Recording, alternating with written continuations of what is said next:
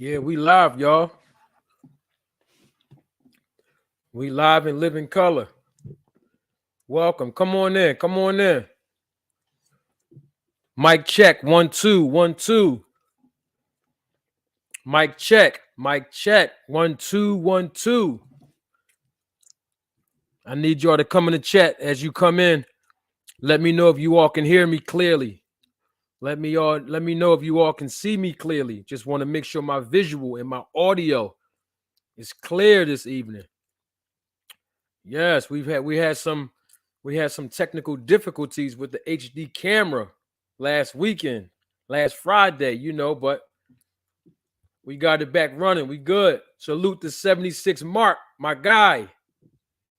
My guy. Salute. Salute. Welcome. Welcome.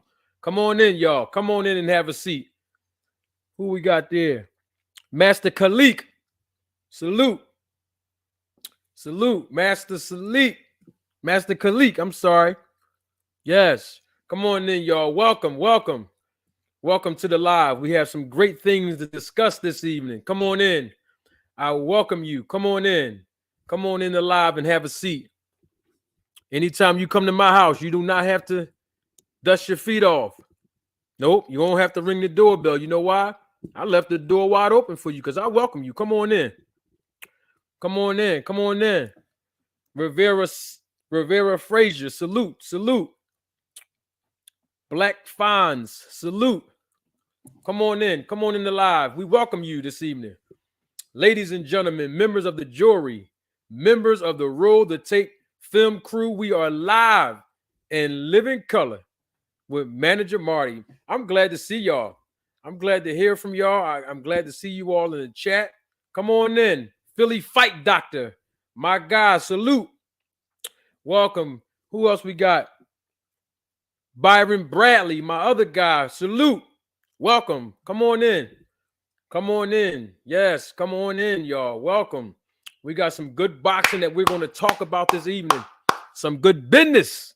Not business, business. Some boxing business. Hey, quick question. Those of you that are watching, that's in the chat. Is the link I clicked the star on the link. Is the link in the chat? Is the link coming up in the chat? Can somebody tell me, please? Renaissance Dad, salute. I see you. Can someone let me know if the link is pinned in the chat? All right. My guy Byron said it's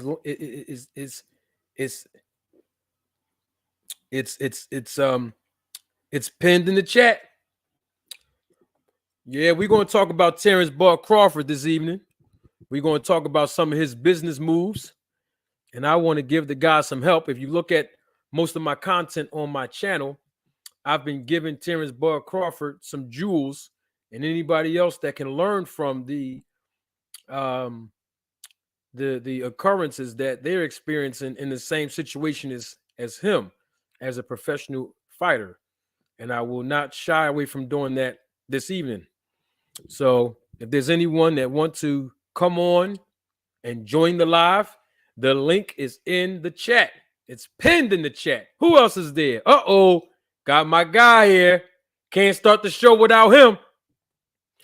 Can't start the show without him. My guy. Salute, Mr. Carl Brown. Can't start my show. Can't start it without him. Salute, Mr. Carl Brown. Good to see you again.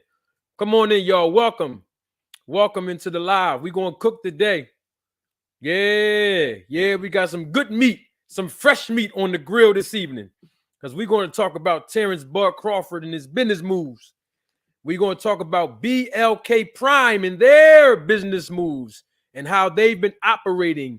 And we might touch on a little bit of the issues with BLK Prime's processing, misunderstandings.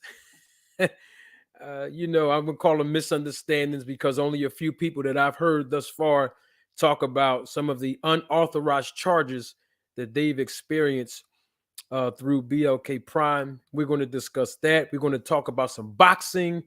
You know, I'm excited this evening. I'm happy. I'm happy. I'm going to tell y'all something. Oh, hold on. I'm getting an email from somebody real quick. Hold on. This is important. Oh, okay. All right. Well, listen. Salute to my guy for 9. Salute to him. Segue into the fact that I mentioned BLK Prime's unauthorized charges.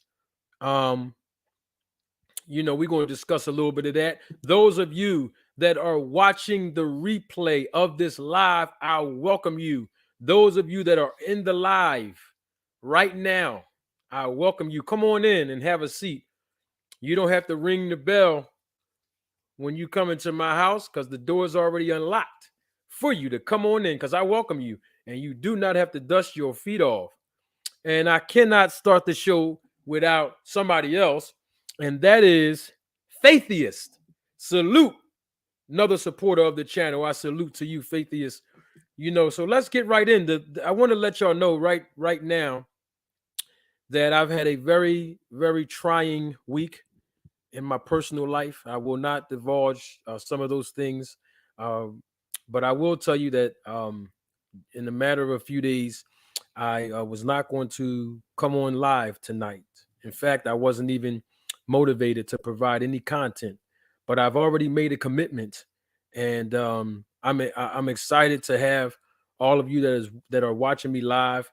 You all gave me the motivation that I needed, looking at the comments and the comment sections on my content all week, and I was motivated to say, you know what, I'm not going to let this situation pin me down. I'm going to rise to the occasion like I always do because I'm a fighter. And this is what fighters do. We learn how to decompartmentalize some of our personal struggles and issues that we're dealing with in our personal lives. And we rise to the occasion. And I'm rising to the occasion tonight. I'm excited to be on this live this evening with all of you. You could have been anywhere else in the world tonight, but you chose to kick it right here with your boy, Manager Marty. And if you notice, right, I was trying to do something a little bit different. They have this new, I think the feature is new. Don't quote me on whether the feature is new or not, but this is the first time I saw it where you can actually highlight like a title. And so I wanted to make sure I put my title underneath my name, Manager Marty. So for all of the new guests that's watching the live right now, and for those that are going to be new guests to the channel watching the live on the replay, you will understand that I am a boxing manager, professional boxing manager, and of course, a USA boxing judge for the greatest amateur program in the world. And so, you know, shout out to DMD 642. I see you. Salute. You know, so I'm glad that y'all all are like, when I say roll the tape film crew members, when I say that, I'm referring to you all. I'm referring to all of you who have supported this channel, who love the roll the tape mantra that I have. Look out for merchandise coming soon. I'm working on it right now. So, you know, I'm working on the asset protection portion of it, right? So y'all look out for the merch. And then so I'm referring to all of you that are subscribed to the channel. I'm going to include a link in the description right after this live discontinues of how to be able to join. You can join on this channel. You can join. And I have some great perks and some exclusive content from members of this channel. Okay. Excuse me, somebody, Joe Jai. Hope I'm pronouncing your name correctly, Joe Jai. Salute to you. Hello to you. Welcome. Come on in, y'all. Come on. I see you watching. I see you watching. Come on in. I welcome you to this live. Come on in and have a seat. Let's get to cooking now. You know, I like building up to the entree. You know how they do in restaurants, right? They do bread and water first, right? And then they come with the appetizer and then the entree. And if you understand that concept, you will understand the concept of promoting a boxing event, right? So you might see 4 to 6 round fights. We call them prelims or preliminaries, right? That's the bread and water. Then you got the appetizers, which is those 8-round and 10-round fights.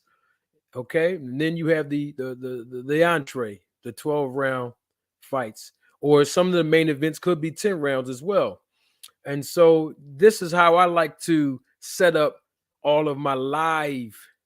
Give you some bread and water first, and then give you some of the appetizer, and then listen, give you that entree.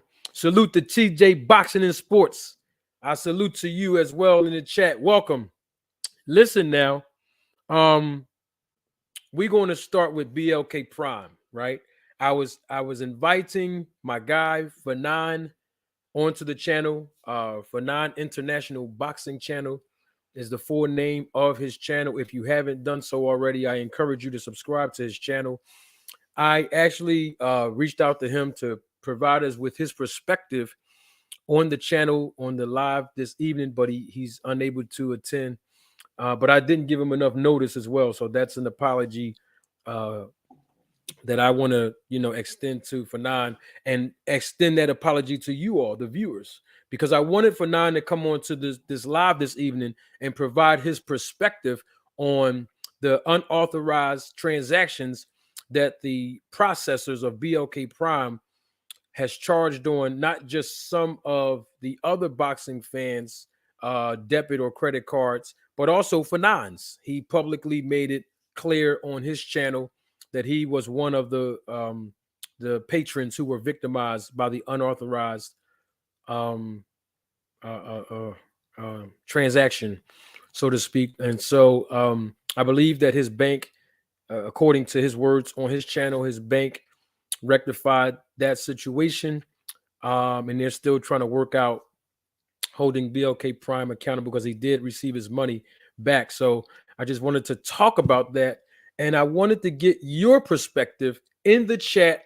And if you have a perspective, you can join because the link is in the chat. It's pinned in the chat if you want to join. Also, I wanted to give the perspective of the business operations of BLK Prime thus far. And if you want to comment on it right after this live, and you are watching or viewing this live in the replay version, you can comment in the comments section below. I'm glad to see you all this evening. Come on in. We have 100 and something people watching this live right now, according to the eyeball I see on my screen. But it might be more than that, but it doesn't matter, because you know what? We're going to learn about some boxing business this evening, because that's what I do. That's what I do. Who's that? Cream of the crop. What's up, Cream of the crop? Salute to you as well. I see you in the chat. So let's talk about something, because this has been placed on my heart for a while with regards to BLK Prime. I've been invited on other YouTubers' platform, and I may have shared this on their platform as well. And I'm going to repeat some of the things that I said there right here on live with regards to BLK Prime. The thing about BLK Prime that I noticed, and we're going to use Terrence Bud Crawford as an example first, and then we're going to work our way to Adrian Broner, right? When I mean by example, I mean that they were the main events, right, on cards that were promoted by BLK Prime, right? And what you noticed from Terrence Bud Crawford, and this is not a secret, everybody at this point knows this. So if you are a diehard Terrence Bud Crawford fan, please don't get offended by the truth, okay? Because I got to keep it all the way 100. But we know this to be true, that Terrence Bud Crawford was scheduled to fight David Evanesian, but David Evanesian, right, he was scheduled to fight to defend the European title in the main event over in the UK on November the 19th, 2022. And what happened? Right? What happened? That's the question. What happened? Let me tell you what happened. David Evanesian was immediately removed off of the card that he was already scheduled to fight on, which meant that he already had a bout agreement. He already had a contractual obligation with a promoter, right?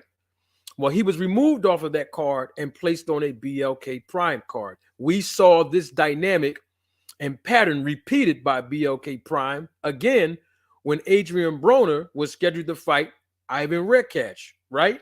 Remember, Ivan Redkach had a situation where he already had a contractual obligation to a promoter, right? And guess what happened?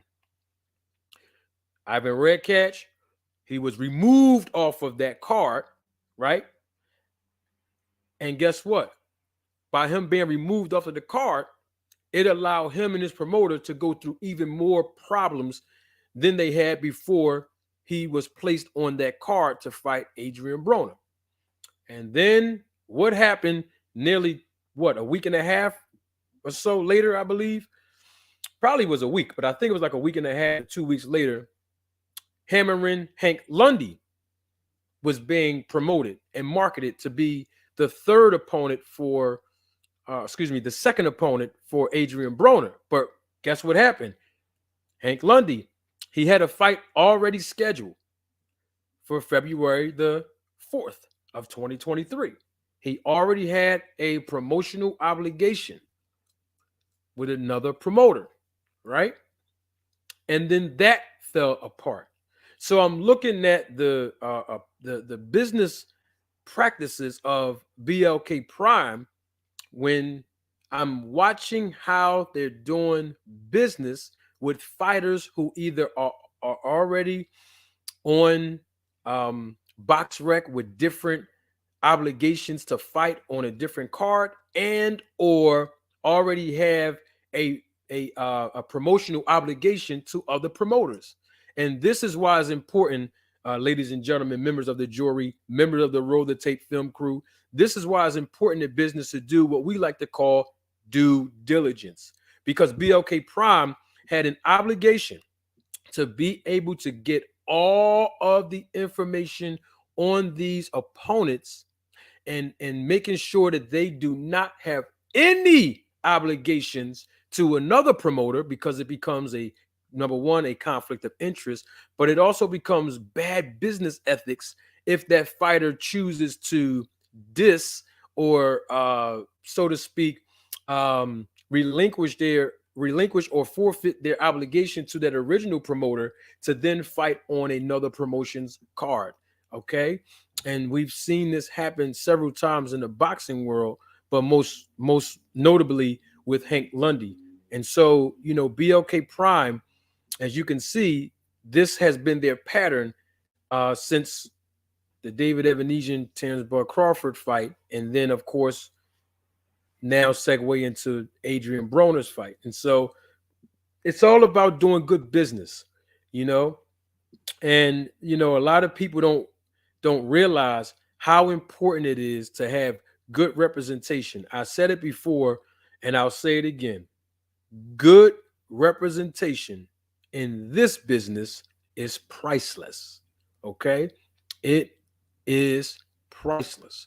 So I wanted to start with the foundation of BLK Prime's business practices and making sure that they understand that when a fighter has an obligation to another promoter, whether they're scheduled to fight on a promoter's card right then and there or at a later date, you have to make sure that you dot your I's and cross your T's. And I want to say this too, because I think this is as equally as important for educational purposes, right? You've heard Hank Lundy talk about the promoter that he was obligated to for the February the 4th fight. He said it live on an interview, not an interview that I did with him, but I think an interview that he did subsequently following the interview I did with him when the fight between him and Broner was suspended. He said that the promoter that he was obligated to fight for on his card was a scam artist, because he tried to basically scam, quote unquote, scam BLK Prime out of some money. And then you heard Ivan Redkach in his reports through a translator, and I think his post on, I don't know if it was Twitter or Instagram, he said, I'll pay the $35,000 fee out of my purse. So I wanted to unpack that to provide you all with some education on what these two fighters mean, right? But before I do that, I want to welcome you all that are just joining the live. Come on in.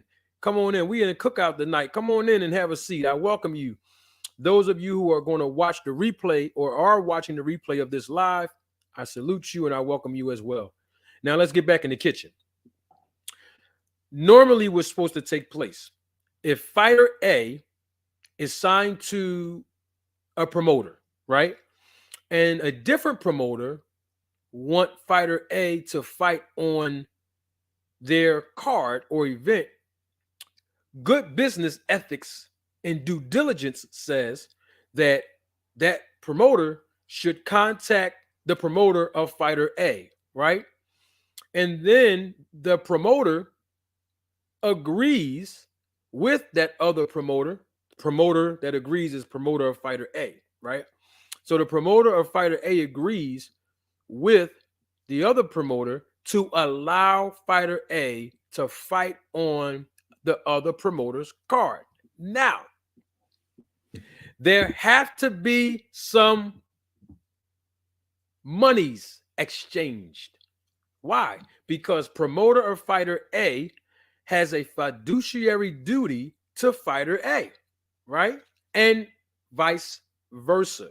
So if fighter A does not communicate with his or her promoter, and if the other promoter just communicate with fighter A without fighter A's promoter, then we're talking about a sandstorm, a forest fire, if you would. Because guess what's going to happen? The promoter is going to say, well, you want to render the services of a fighter that I'm promoting on your card, you would have to pay. Want to know why? Y'all know I got to tell y'all because the people that's not in the business don't know this. It's already included in the language of the contract between fighter A and his or her promoter, right? It's already included in the language. Now, let's take Hank Lundy and Ivan Redcatcher's situation as prime examples of what I'm talking about. If their promoters that they were obligated to would have agreed to allow Ivan Redcatch and Hank Lundy to fight on the card of BLK Prime, BLK Prime is going to have to do what? They got to cut a check and give up some bread. Absolutely. Now, the bread or the monetary value can and usually is negotiable. Okay? It's negotiable. And so if the two promoters can't come into an agreement, then guess what happens? Both parties will just move on, and then fighter A will not compete on a different promoter's card. So that's the reason why I'm saying that BLK Prime or the executives of BLK Prime or the promoters of BLK Prime, they were supposed to do their due diligence to make sure that they don't have advertisements of these fighters or press conferences of these fighters before they even pay the money to the promoters of these fighters and or make sure it was clear that these fighters can compete on their cards. Okay, so that was the situation that was at hand. Now,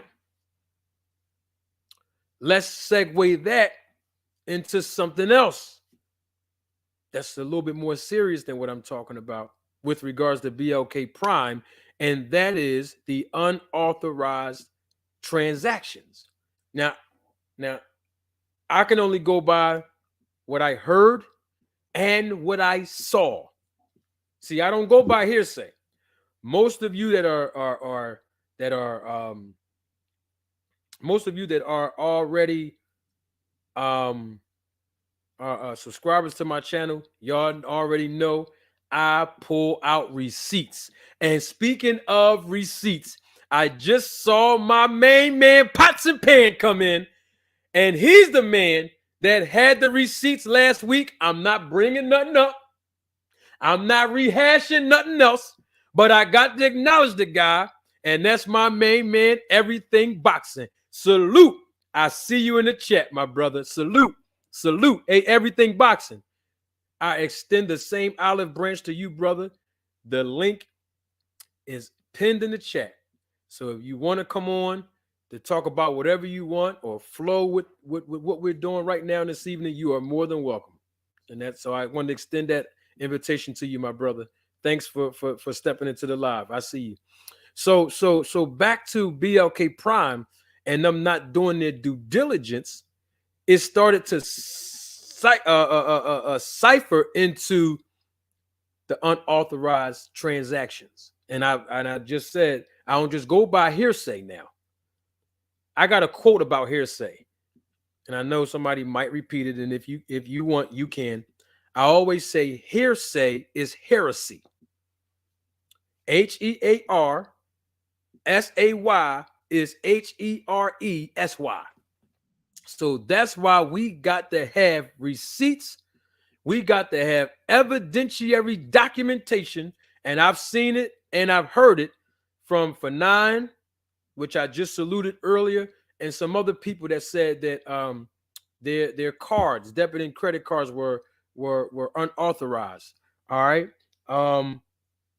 You know, so when I hear that about BLK Prime, I'm like, man, what's going on with BLK Prime? You know, they already had 3 different instances with Terrence Bart Crawford first, and then Adrian Broner twice, where they pulled other fighters away from promotional obligations and or boxing cards that they already signed bout agreements and contracts to compete in, and then now this. So I'm not criticizing BLK Prime, but they got to dot their I's and cross their T's if they want to be successful in this boxing business. Okay, because it's very, very important. Let me make sure I get everybody to check. Mike Rom, I salute to you. Let's see if I can get my Cash App thing popping. I didn't even get the Cash App. Well, let me see if I get the Cash App popping. Come on, let me see. Is it coming across the screen? Nope. Dang. It's supposed to come across the screen. I think because I put the new headline up under my name. I was just trying to try something new. I saw that new feature where it says my name and then boxing manager and advisor, right? And speaking of that, I wanted to touch on that because there's a guy. I'm gonna give him a little press. I'm gonna give him a press, man. I said I wasn't even gonna do this, but I'm gonna give him just a tad bit of press so you all can understand why I put up my small credentials on the screen, right? There's a guy, I'm not going to say his name. He's a small-time YouTuber. You all may not even be aware of who he is because he's not one of the popular small-time YouTubers, right? But he has 3 or 4 different pieces of content in a matter of like 10 days or something that people were sending me, where he talked about I was a fake manager and I got fired from corporate America. I got fired as a manager at a vacuum place. I have a fake real estate license. Man, this guy, man, he was reaching, coming up with all kind of lies about me. And what it is he wants to debate me, ladies and gentlemen, members of the jury, members of the Roll the Tape film crew. But I want to put something out there. King Swisher, salute to you. I see you in the chat. I didn't get on YouTube today.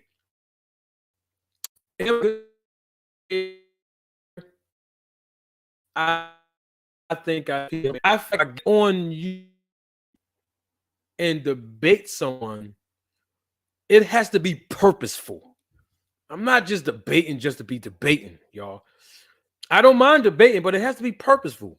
It has to be an environment where I can educate the general public in the debate.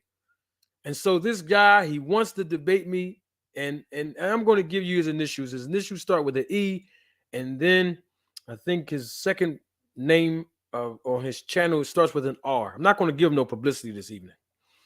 And the thing about it is this: when you debate somebody or when you throw shots at somebody, you gotta make sure it's true. Now he got offended by the way that I, pulled up certain receipts on the other content creator BBS TV, right? And he said that he wanted to stand in the gap for him and come on my live and debate me. And I'm like, it's not purposeful. What's the point of me debate? It's got if somebody can present a good purpose for me, if they want to debate me, I might oblige it. But I'm not just debating just because everybody debate on YouTube. You know what I mean? So I just want to make sure I stay focused on educating you all, the general public, boxing fans, subscribers, and viewers all across the world with the business of boxing. So I don't want to, I don't want to steer away from my objective here. And I don't mind debating anybody because it's all entertainment and fun. And I know I can educate in the process. But I just want to make sure I put that out there because you might be asking why I used the feature this evening of the credentials underneath my name. Okay. My God, there you go. Another subscriber, another supporter of the channel. My guy, Mr. Know-It-All Rants. Who else? Who else we got? Salute to you, Mr. Know-It-All Rants. Cerebral Shadow Boxer. Salute to you as well, man. Oh, man, I got everybody on the cookout today. I got the heavy hitters. The heavy hitters is here tonight at the cookout. So I was just talking about BLK Prime. If you're just joining us, I welcome you. I see that the viewership is increasing exponentially. So if you're coming in live, I salute you. Come on in. You don't have to dust your feet off when you come into my house, and you don't have to ring the bell because the door is already unlocked because I welcome you. Okay. Now let's get into some boxing news that's happening. And I want to start with this Oscar De La Hoya situation and this Terrence Bud Crawford thing. And then we're going to talk about some more Crawford business moves. Okay. And anybody who's an avid Terrence Bud Crawford fan, I'm doing something very special for you this evening. I got the link in the chat pinned in for you. And if you got anything that you want to say to help me understand or get understanding of why I say what I say and why I have said what I said about Bud Crawford, feel free. Tap that link. I get you right in. Okay. Now let's get with this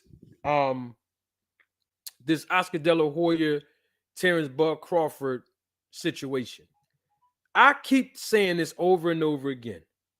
And I need somebody in the chat and in the comments below, if you're watching the replay of this, to correct me if I'm wrong.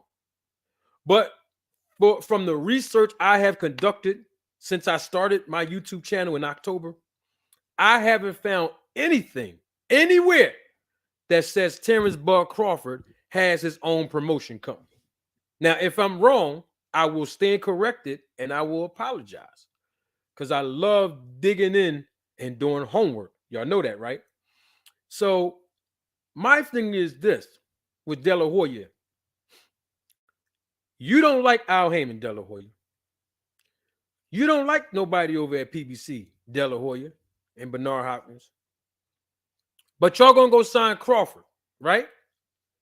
Now, if you're going to sign Crawford, the first move you should make with Crawford is going to go secure the biggest fight of his career.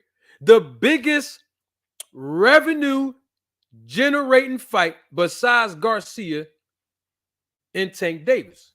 Because that fight sounds like it's already secured, right? So if you're going to secure another big payday for your company and for Crawford, who they say is the best pound for pound, that's what De La Hoya and them be saying. Go ahead and let him sign with you and then do what? Go straight at Spence. Because now he has more leverage. He has a network, the Zone, behind him through De La Hoya and Golden Boy Promotions. He has a promotional company who has done business with Al Heyman in the past, right? Who have put on amazing competitive fights in the past with Al Heyman, who have a history negotiating with Al Heyman, so they know his likes and dislikes, right? And Al Heyman know their likes and dislikes, right? He has a reputable promotion company that can basically negotiate on his behalf. But instead, they're trying to lock him in to a 2-fight deal with their fighters. Now, my thing with Crawford is this. If you was going to do that with De La Hoya Crawford, man, you could have did that with Al Heyman and them over at the PBC, fighting Spence, Thurman, Danny Garcia, and whoever else in the welterweight division that you wanted to fight. It's very simple to me. And so what I see here is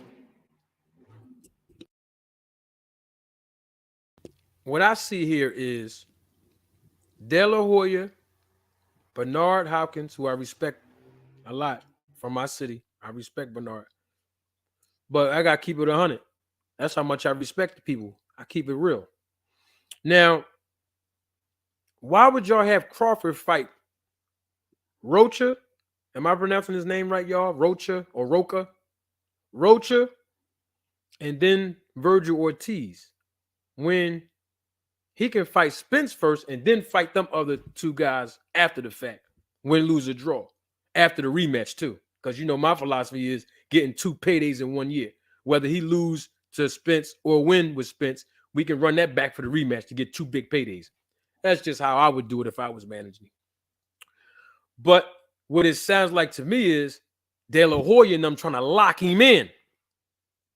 They trying to lock him in. Salute Ben Israel.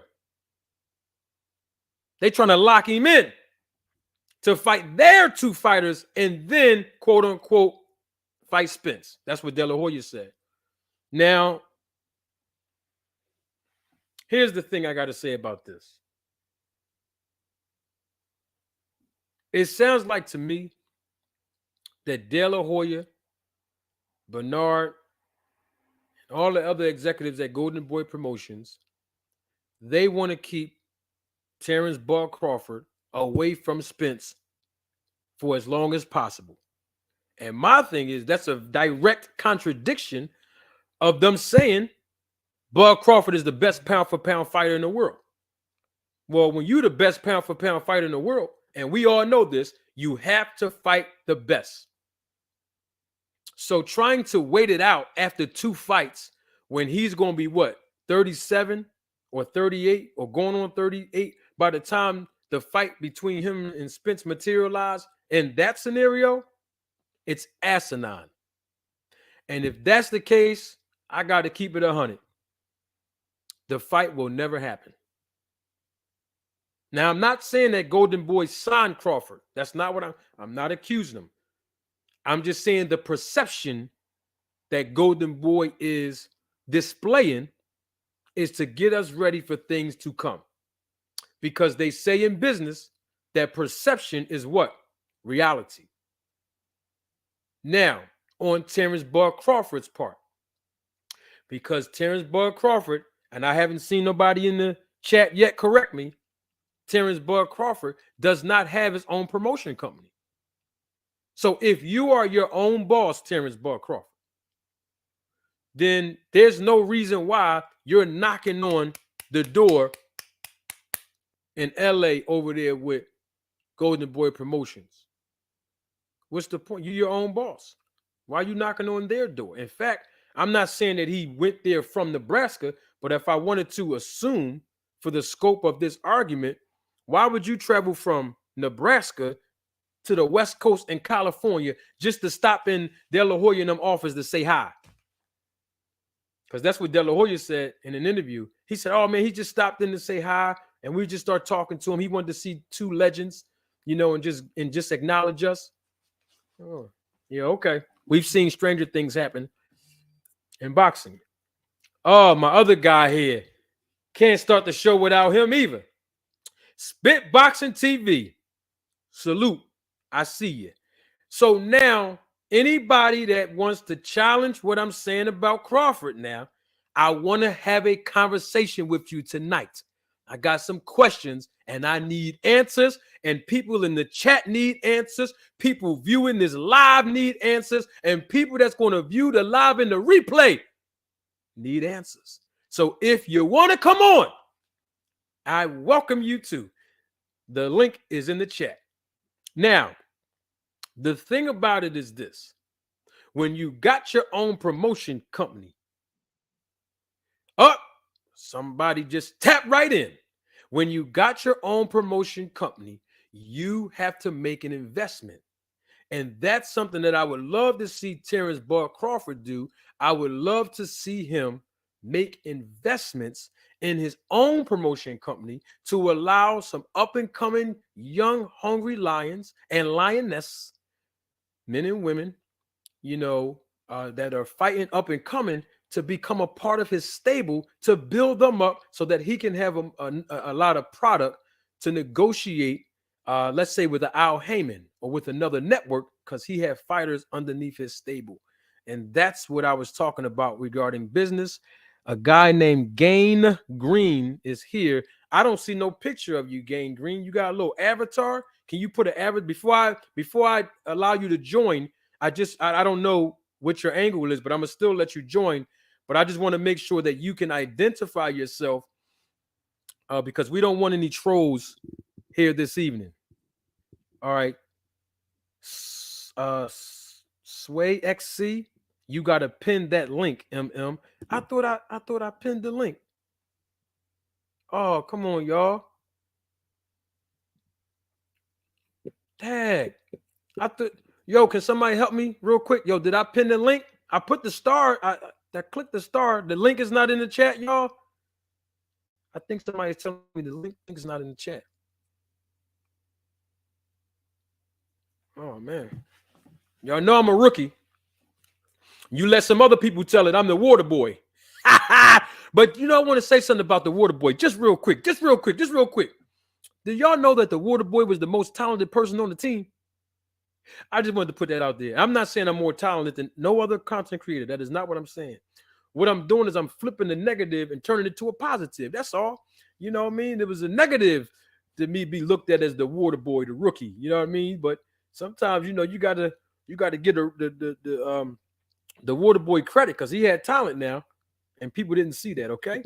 All right. Now let me see here. What we got?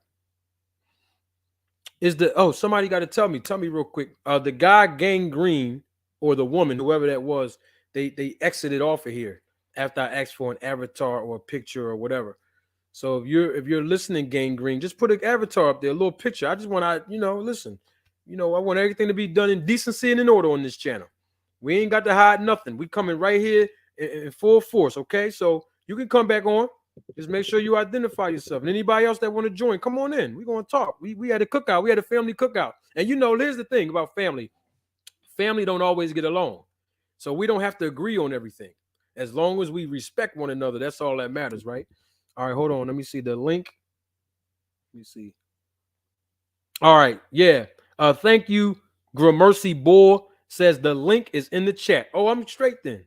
It says pin it on top. Carl Brown. It's not in the chat. Oh, come on. Hold up, man. What's going on? I thought the joint. I clicked the star on it that said pin. Man, what's going on? Yeah, it got the star. Man, you know what I'm gonna do? This is what I'm gonna do. This is how I know how to do it, y'all. Let me see. It's not even showing up. Oh, yes, it is. I'm trying to put it on the screen here like I always do.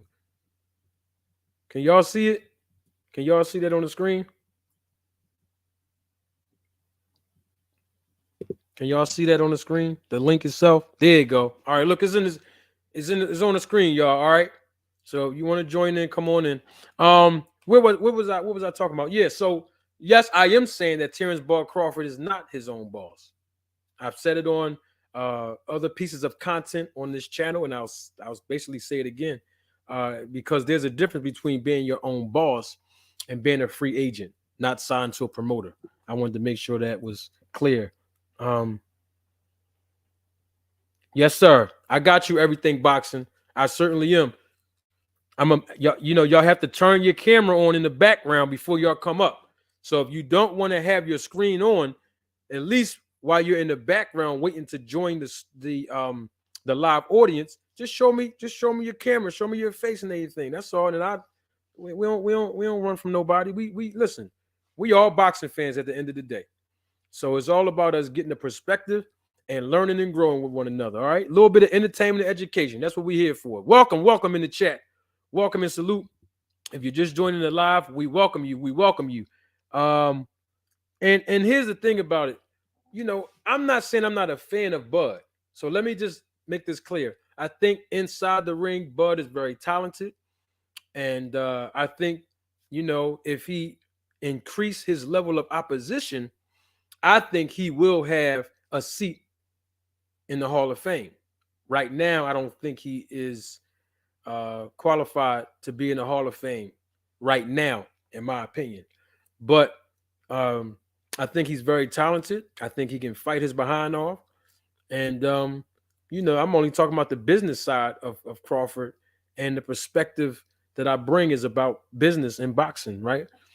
So, it's all about understanding the difference between being your own boss, right, and being a free agent or not being signed to a promoter. And both have its strengths, both have its weaknesses, both have its good, both have its bad, both has, its um dang, what's that saying, y'all? I just got distracted. Both have their risks and both have their rewards, right? So you got to pick and choose what you want to be. Hey, Gang Green, you see if you show your face, Gang. Let me put my glasses on because I'm about to go to work now. I don't know who it is and why, but we're going to invite Gang Green onto the channel. So we welcome Gang Green. I'm adding him or her to the stream. Gang Green, can you hear me, sir? I hear you loud and clear, Manager Marty. My God, how you doing this evening? Good. I can't complain, man. I can't complain. Good. All right, man. You live in living color. You with Manager Marty. Speak to the people. What's up, man? Oh yeah, well, I was just scrolling through YouTube, seeing the topic. So whatever your stance was, I just wanted to counter it a couple times with my stance, and then Okay. go about my day. All right. Now let me ask you something before you go about your day. Are you going to give me a chance to respond to what you say before you go about your day? Well, I was gonna go off with what you had going on. Oh, okay. Well, let me ask you a question, and we can start this right then. I have a question for you. Does Terrence Bud Crawford has his own promotion company? To my knowledge, no. Oh, okay. All right, cool. How many pay-per-views did BLK Prime get on that David Evanesian Terrence Bud Crawford card? You know? No, I heard a couple reports, and it was nothing confirmed that I actually heard. I think one said 50,000, then one said 120,000. That, like, now if I, like I said, don't quote me, but if I get going to my Google search, those are the two significant numbers that I seen. Okay, cool. Okay, well, I'm gonna let you cook for a little bit because I do want to hear your perspective, and I might have a question for you based on your perspective. That's why I asked you that. But go ahead, cook, bro. You got the floor.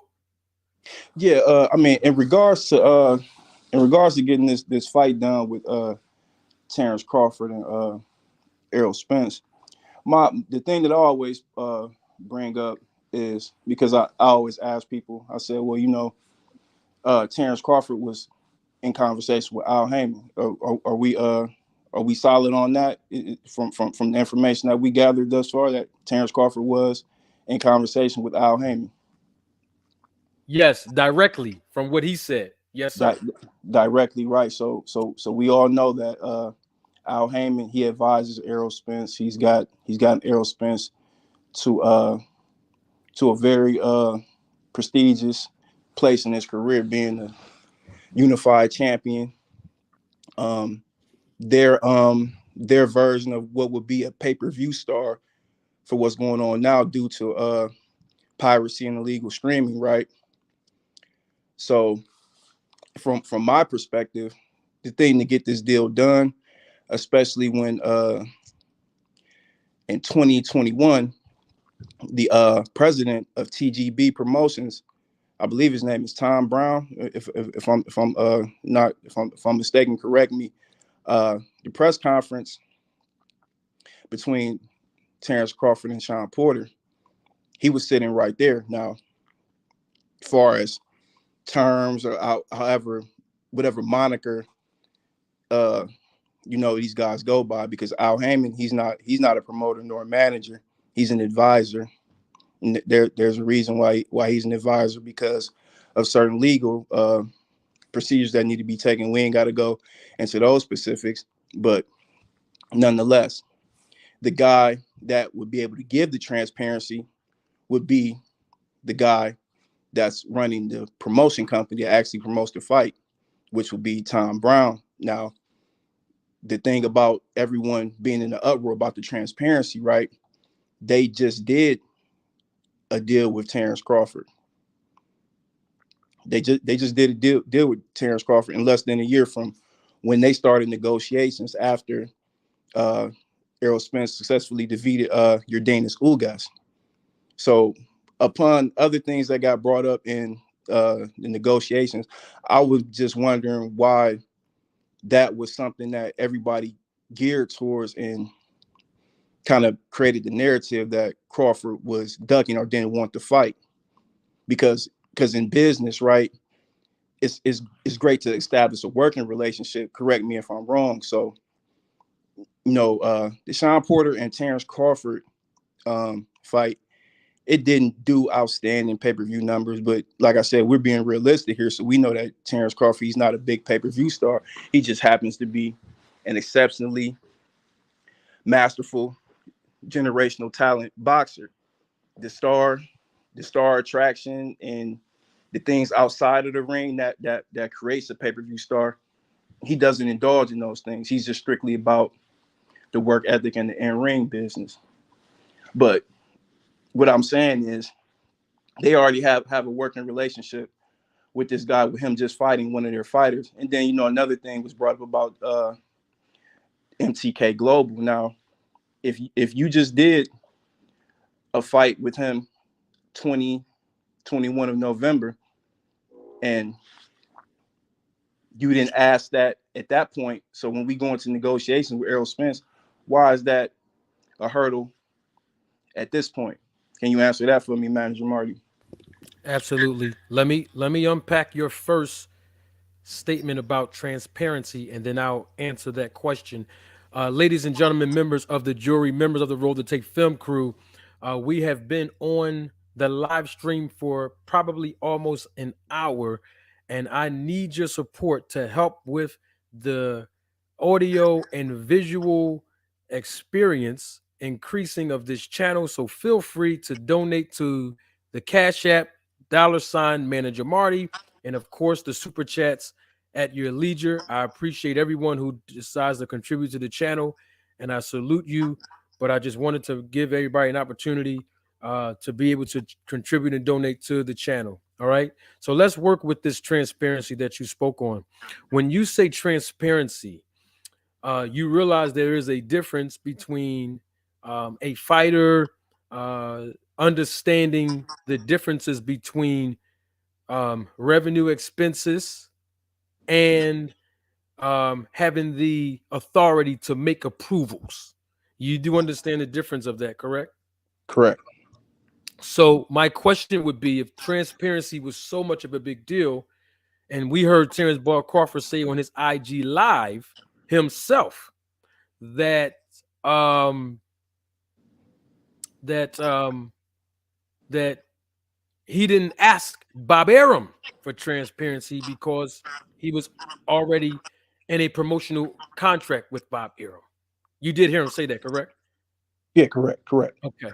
So would you agree that the transparency, quote unquote transparency, was an addendum item in the Muhammad Ali Reform Act? Yeah, correct. Yeah, I actually have a copy. Well, not a physical copy, but the format say correct. Okay. Salute to Hold on, somebody just sent me a sticker. I believe that's a sticker. I gotta salute the people that pay now. Y'all know how we do on this channel.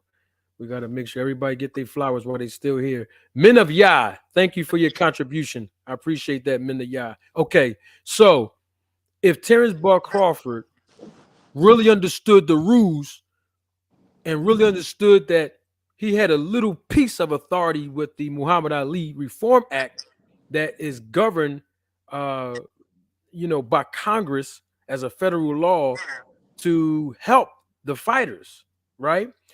He didn't exercise any of that with Bob Arum. And then on top of that, he's asking for approval authority. And Terrence Bud Crawford has no authority to ask for approval authority because he's not the commission, number one, who has the authority. And number two, he doesn't have his own promotion company to be able to say, this is how much I am investing into this promotion. And this is how much I expect to get a return on because I'm putting in on it. And that's how I need to know what to approve and what not to approve. You do agree with that, correct? Somewhat, I agree with that. Somewhat, You don't agree with what I just said? not in totality. So he Well, go ahead, go ahead. I'm listening, Manager Marty. Go ahead. okay, I respect you, brother. So what you're saying is that Terrence Bud Crawford, having no authority by having his own promotion company, not being a commission or a commissioner or a representative of the commission, not being an experienced executive of a network, you mean to tell me he has authority as the B-side fighter to approve expenses? Well, in regards to from what was reported, that he was not getting a guarantee, or neither fighter was getting a guarantee, because I believe I seen a tweet where Errol Spence said he wasn't getting the guarantee either. Mm-hmm. So, but here's the thing, like I stated before, the nature of having a working relationship. So these guys, they were able to get a fight done with him while he was, quote unquote, with another promotion company. So he exits that situation and he comes over to try and do business with the PBC. Now, uh, like I said, that fight with Sean Porter took place in November of 2021. 2022, Tim Smith, an executive from the PBC, he came out and spoke on the fight. I believe you can quote me, because it's either January 7th or January 11th. And he said that he was talking about the potential fight of a Terrence Crawford and an Errol Spence, and he was saying, the fight didn't economically make any sense. Reason being was because what Crawford believed that he was just due, Like but what? Give me an example. Give me an example of what Crawford thought he believed that he was just due. well, I'm speaking on what Tim Smith was telling the interviewer, because Oh, like I okay. because this, like I said, this is before Jordanis Ugas and Errol Spence ever even entered the ring. This is January top of 2022. Now he said, they don't believe that what Crawford would ask for, it would be legitimate due to him not being a pay-per-view star. That's correct. But the thing is, at that point, no one had any idea what he would ask, because the opportunity wasn't presented to him. You sure about that? Well, like I said, Jordanis Ugas and Errol Spence, they hadn't shared the ring. This is January 2022. They fought in April, I believe. And Right. What I'm asking you is, are you sure that the opportunity wasn't presented to Terrence Bud Crawford? well, I can't say I know 100%, but like I said, we heard no reports of anything prior to the unification bout between Jordanis Ugas and Errol Spence. Mm-hmm. So now, to my knowledge, I heard nothing prior to, but I significantly remember Tim Smith saying that the fight didn't make economic sense. Like I said, he did say that They were having their own time trying to build their fighters under their stable in the pay-per-view stars. And he also said that he didn't want Terrence Bud Crawford to feel insulted. Correct? Correct. Correct? Correct. That was the next point. Next point Yep. I was getting ready to make. Yet he also said that he didn't want to give a fighter, that's carried himself in that matter in regards to the sport, not being. We're not talking about financial status, but just the way that he's carried himself and how he's been on top of his game as far as the sport of boxing is going, So far as competing in the ring. right. So let me, because I forgot to do the whole spin the block on Daniel Kinahan.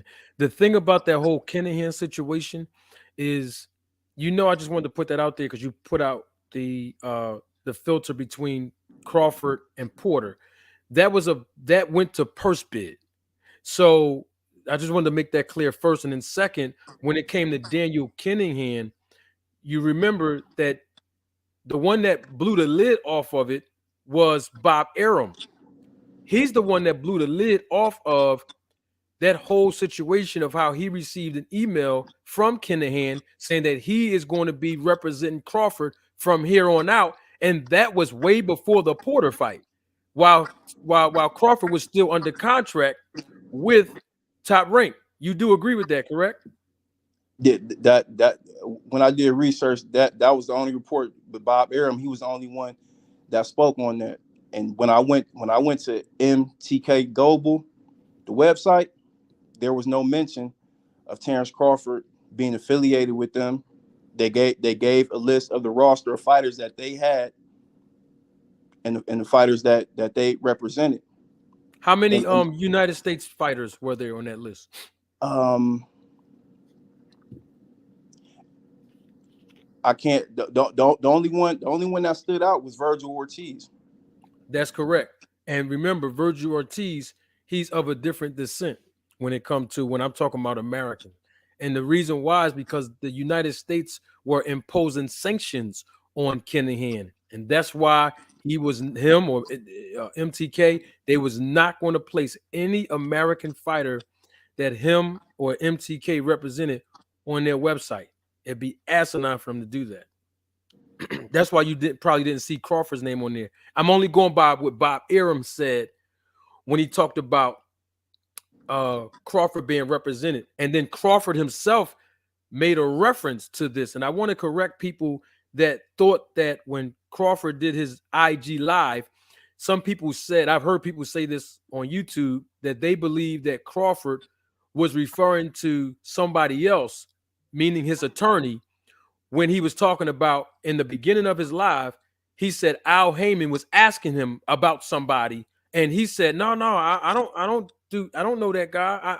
I don't do business with that guy." He was talking about Daniel Kinahan, and I pointed that out early on in content on my channel. So I wanted to make sure that I circled the block with that information. Now, when it comes to the transparency part, though, do you agree that Bud Crawford does not have any authority to ask for any transparency with regard to approving expenses? You agree with that? That's the part of your statement that I don't agree with. Okay. Reason being because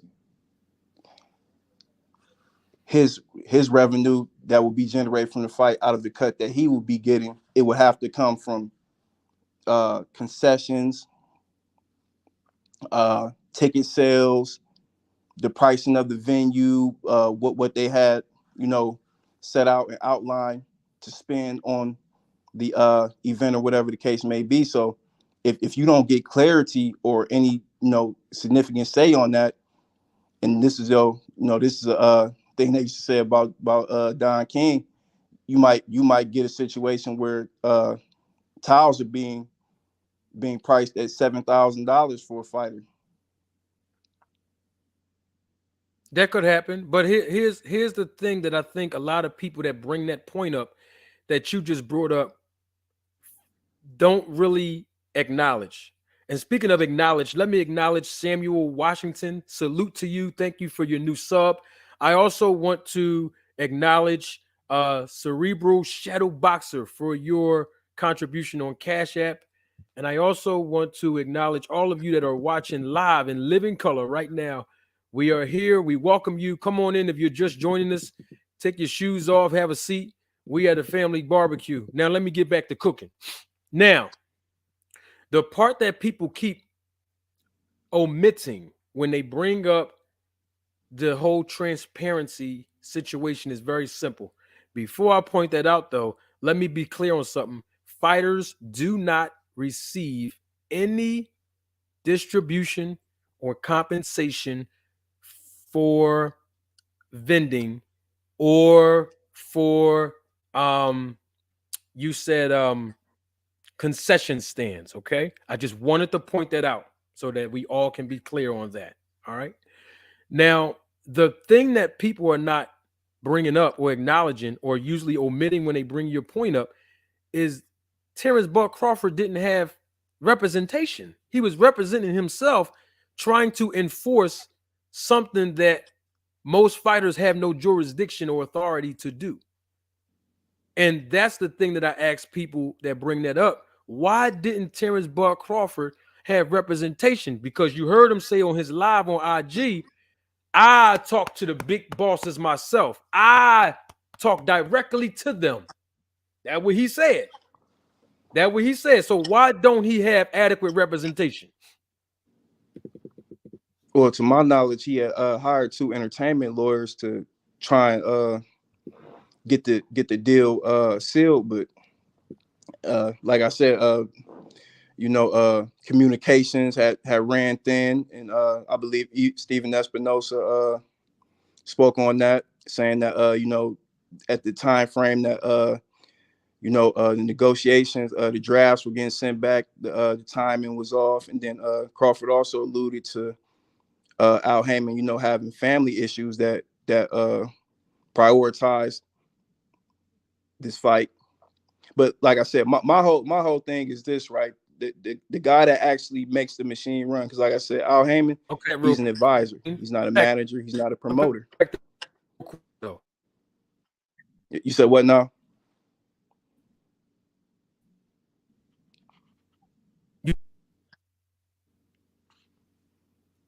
Green, are you still there, Green? Yeah. You kind of went in and out. All right, this is what I was trying to say. I was trying to say that when you said that Crawford, to your understanding, had 2 entertainment lawyers. Let me explain something to you. Entertainment lawyers have no jurisdiction in the sport of boxing when it comes to contracts, because the language inside of these contracts, whether it be managerial contracts, promoter contracts, or even bout agreements, they don't require having entertainment lawyers. They require other reputable managers and other reputable promoters who understand the language, because it's not just about entertainment. So even if he had 2 reputable entertainment lawyers, as you said that he did, that representation obviously wasn't adequate enough. And when you brought up Al Heyman having family issues, Al Heyman was still able to communicate with Terrence Bud Crawford. In fact, he didn't allow his family issues to hinder him from sending Bud Crawford 2 additional contracts. So when people say, oh man, Al Heyman, he had family issues, but wait a minute, you just said, Green, that Al Heyman is not a promoter. So then that means that he is not the only one who's in the process of sending contracts out to these fighters, hence matchmakers and promoters. So it doesn't matter if Al Heyman had family issues or not. He's not responsible for sending out contracts. The attorneys are that represent PBC. The matchmaker is, and so is the promoter. You mentioned Tom Brown as being one of them. So it don't matter if Al Heyman had family issues. That didn't stop PBC and everybody on Spence's side from sending him 2 additional contracts. You would agree with that, right? Well, I don't agree with that because they yet and still they are on the same side, but the PBC is its own separate entity from TGB. All right, got you. So, okay, no problem. Now I'm glad you said that. So let me ask you this question then, Green. Did PBC and or TGB send Bud Crawford a minimum of 2 contracts that he didn't sign? Yes or no? Yeah. All right then. So we can't even entertain whether Al Heyman family, or his mom was ill and all that. We can't even throw that in the pot. You know what I mean? We can't throw that in. We can't throw that in the pot because, hey, he still got two additional contracts that he didn't sign. And go ahead. I'm listening to you, sir. No, yeah, definitely that was reported. We don't know the exact timestamp on that though. That could be what? two. That could have been 2 weeks from when the first one was sent. 3 weeks. Oh no. We know Crawford told us himself. You don't remember? Yeah, no. He spoke on it, but he didn't give exact clarity on the exact time. He didn't say, "Oh, well, it was sent at this date at this particular time." Because yes. Okay, he didn't say the date, but he said the month, and we know that he was sent a term sheet in May, a month after. Actually, about 3 weeks after Spence for Ugas, and then he received a contract in August. His words on IG Live, not mine, and then he received a revised version, acquiescing to everything he wanted on October 6th. That's 3 times he was exposed to language that was appealing to him that he could have signed this contract. Okay. Well, let me ask you this question, Manager Marty. Yes. What do you think Floyd Mayweather's position is in regards to Premier Boxing Champions? I think Floyd Mayweather's position is the position that he's been saying the entire time, and that is that he sits right next to Al Heyman. And I'm glad you asked me because I got a feeling, Mr. Green, that your point is going to be that Floyd Mayweather said that this fight wasn't going to happen right now. Is that where you were going, Mr. Green? For sure. Oh, I knew exactly where you was going, and I'm glad you did. Walked you right in the cookout. Now, let me put my apron on, Mr. Green. Yeah, I'm going to put my apron on you, Mr. Green. Now, when did Floyd Mayweather say that? What month was it when he said that? The first interview on Fight Hype, it took place in September. The second one, no. I'm talking about when he said. Now let's be clear. Let me reframe that. What month was it when Floyd Mayweather came out publicly and said this fight is not happening now, but it may happen in the near future? What month was that? That statement that you alluded to, that was in October. That's correct. And I'm going to tell you the date because we got the receipts. It was on October 7th, nearly 24 hours after they sent Terrence Bud Crawford the contract on October 6th that he did not sign, which they already knew at that point that he was going to fight David Ebenezer. Right or wrong? Well, I don't know if they already knew that he was going to fight David Ebenezer, but when Floyd made that statement on Fight, that was the second interview because, like I said, I noticed that he was attaching himself to the situation, and like I said, Floyd, he was having exhibition fights all year. He was doing a lot of interviews on really notable media platforms, and he was alluding to his position in, just like you said, his intricate relationship with Al Heyman, and basically informing everyone that if you think he doesn't have a say-so in what goes on in regards to what's going on in the PBC, you're highly mistaken. Now, when you mentioned the promotion company, and like I said, you were 100% right about that, because when you have a promotion company, and this is out of Floyd Mayweather's mouth, it's only just a symbol. You don't have a promotion company until you're able to advance a fighter a certain amount of money. Would you agree with that, Manager Marty? I think you're referring to when Floyd Mayweather said you had to at least bankroll a minimum of $3 million when you get into the game of promotion. Is that what you're referring to? Yeah, exactly. Oh, okay. Yeah, but Bud Crawford don't have his promotion company. We already established that. Yeah, exactly. We established that, but I'm building the timeline of Floyd attaching himself to this situation. Now, the interview that you just alluded to about October 6th, that was the final one. There was one previous to that took place in September, where Floyd also alluded to the fight not happening. Okay, So let me while you're doing that, before you continue, let me give a shout out to I want to make sure I pronounce the last name or the last part of the name correctly. Uh Keontae Deloach says, Manager Marty, you are going to be the biggest boxing YouTuber. Nobody got the raw details like you, man. Great live. Salute to you, Keontae. Thank you for your contribution. I really appreciate you. And while I'm at it, let me acknowledge someone else sent a cash app. Thank you, Tony. Tony, I appreciate your contribution through Cash App. Now, go ahead, Mr. Green. oh no, that's all I was finishing off on that point is that Floyd Mayweather word should hold weight, and he's a credible, reliable source of information. So whatever he says has to make sense because he's sitting right next to the guy Al Heyman. Am I interpreting that correctly?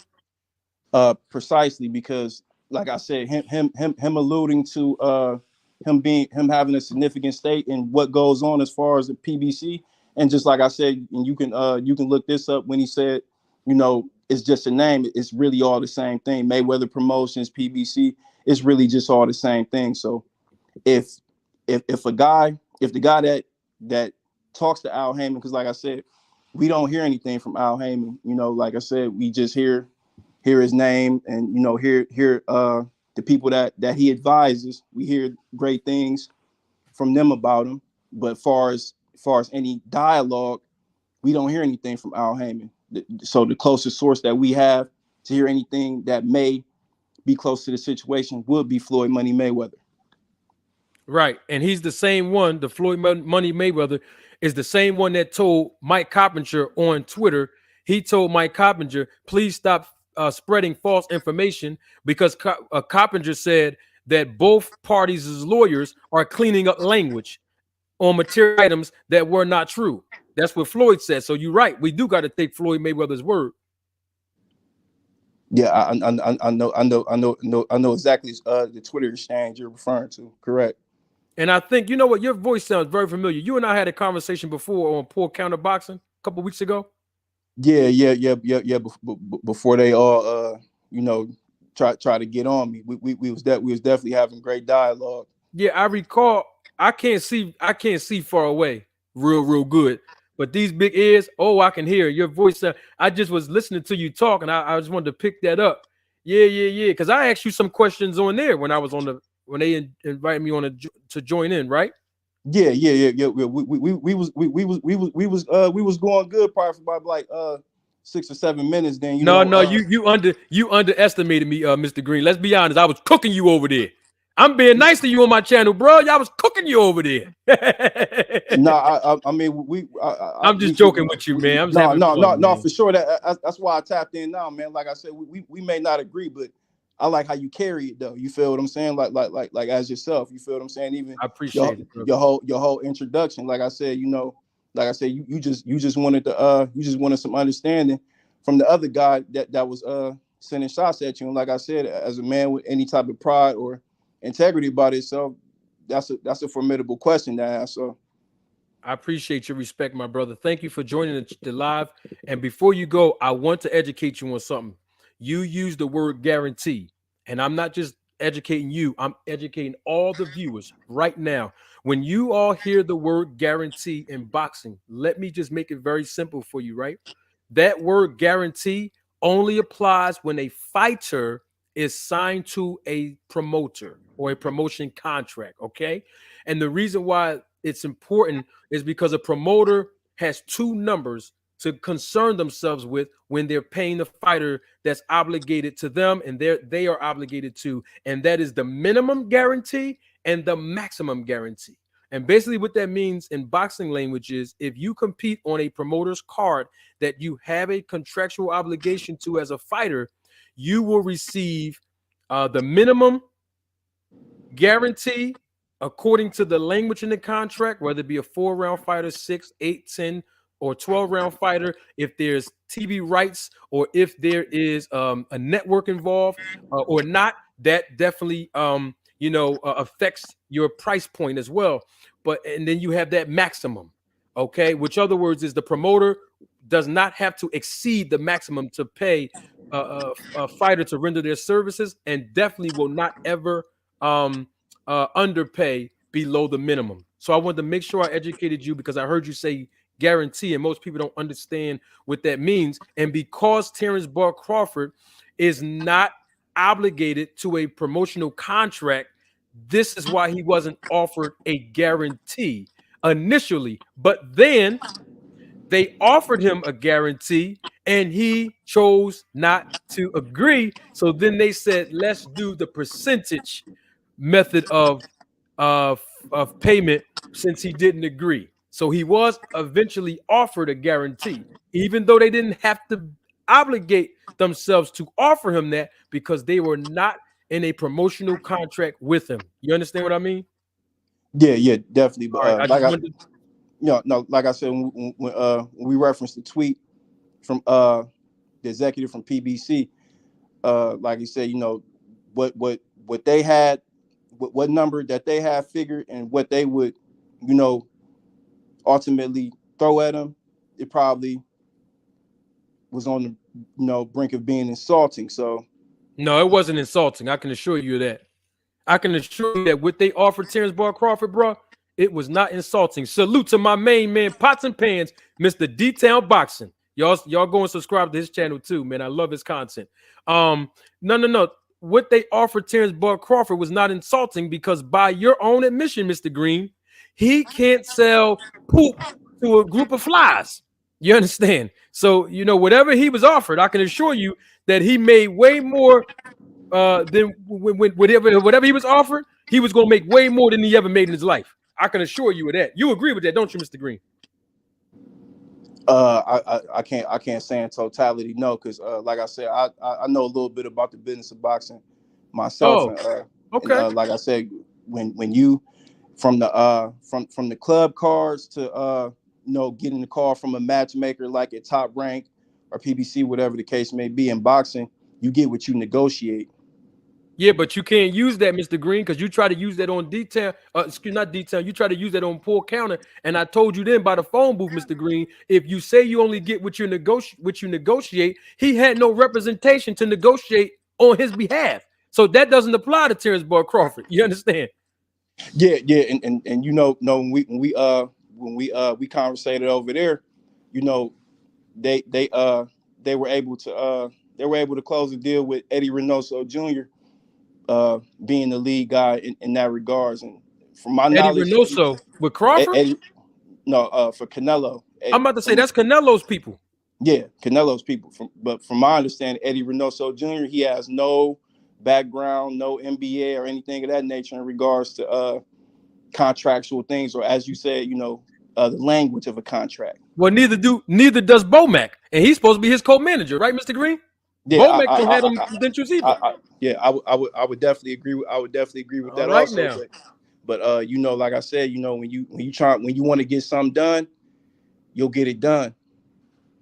Oh, okay, I agree with you. And if Crawford wanted to fight, he would have got it done, and he didn't. So that means he ain't want it done. He ain't want to fight, bro. I mean, he ain't want to fight. I still believe he wants to fight. Well, listen, all he got to do is one thing that the fans want him to do: sign the contract. And he didn't do it the first time. So, we shall see. I appreciate you coming on the channel, Mr. Green. I know you was trying to get your rematch from me. I didn't even hear your voice, but I got to leave you with this, brother. I got to roll the tape on you because I cooked you again. You got to admit it now. No, hey man, I'm just having fun, man. Listen, I appreciate you joining the live. I thank you, man, and you enjoy the rest of your weekend. Yes, salute to you, man.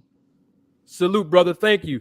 I got to send a shout out to Edward W. Valentine III. Thank you for your contribution. Shout out to my main man again, Matthew Thomas. What's up? Salute, Mr. Thomas. Thank you so much. Listen, y'all, we here tonight. You know what I mean? We talking about Crawford. I'm trying to get to some other news, but see, I be trying to educate these people that don't understand the business, and I might be referring to everybody that don't understand because I'm going to educate you all. But the thing about it is, when you look at Crawford business moves, he's not moving correctly because he doesn't have representation. And guess what happens in this business of boxing when you do not have adequate representation? You don't get what you negotiate, you get what is offered. Let me say that again. You don't get what you negotiate, you get what you are offered. And so by Bud Crawford walking into the offices of Golden Boy, he's going to get what he's offered. He's not going to get what he negotiates. And speaking of negotiations, I'm the same guy that went on YSM Sports Media and told y'all on August 3rd, outside of the, I was at the fights over there out in Jersey, and I specifically said that Terrence Bud Crawford and Bomac cannot out negotiate Espinoza and Al Heyman. Remember I said that, y'all? And my words rung true. So this is why having good, adequate representation in this business of boxing is extremely important. So you see how Crawford went over to have the opportunity to talk to Heyman on the phone himself directly. And then he goes over to Golden Boy by himself directly. It's not good. That's not good. Anybody else want to join in or talk in the chat? Let's come on in. Or let me see. I'm trying to make sure I acknowledge some people. Y'all listen now. You can cash at me at $Manager Marty, or you can contribute to the channel directly right here with a super thanks, a super chat, and a super sticker. And I appreciate every method of contribution that you provide to enhance the quality and enhance the visual and audio quality as well as the content of this channel. And I salute everybody that's watching in live right now and even live in the replay of this live.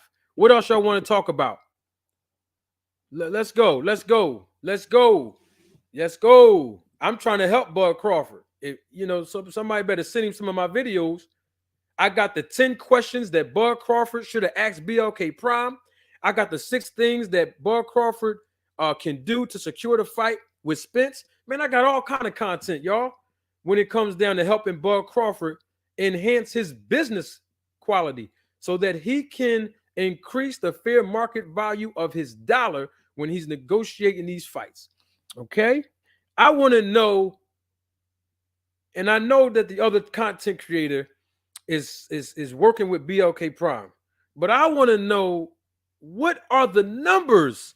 Nobody pointed the numbers out publicly yet for Terrence Bud Crawford when he fought David Ebenezer. I mean, what's the secrets about? Now, I know BLK Prime, they did issue a statement, or a representative of the company issued a statement that said that the numbers exceeded their expectation.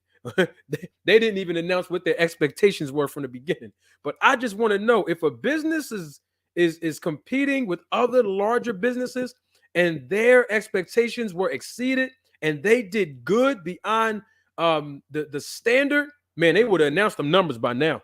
That's just what I think in business. I know I would have. Yeah, man. So listen, what y'all think real quick? What do y'all think about Terrence Bud Crawford signing to Golden Boy Promotions? If that happens, do you think that's a good look for Crawford, or do you think that's a bad look for Crawford? Do you think that's a good look for Crawford to secure the fight with Spence, or do you think that's a bad look for Crawford to not secure the fight with Spence? I think it's the latter. I think that if he signs with Golden Boy Promotions, we halfway ain't gonna see the fight now. But if he signs with Golden Boy Promotions, I do not think that he's gonna get that fight with Spence. I don't think so. That's just my opinion based on Golden Boy Promotions CEO and president himself, De La Hoya. You know what I mean? And if you're your own boss, you ain't got to ask them for no handouts now. That's not what bosses do. But tell me what y'all think in the chat. Tell me what y'all think in the comment section below. If you want to join this live, the link is supposed to be in the link that in the description of the chat. But even if it's not, I'm going to show it on the screen again. So if somebody wants to join in, they can. And listen, y'all, I'm a follow the blueprint of of all the other great content creators, right? Where they have multiple people on the panel. I welcome that as well. It don't have to be just one person. So if you want to join in and provide a perspective, I welcome you too. Come on in. The link is on the screen, or if it's not on the screen yet, it will be shortly. Okay, moving right along. Anybody does anybody know whether or not BLK Prime fixed the situation with those unauthorized transactions yet? Anybody know anything about that? I haven't heard anybody yet say that they were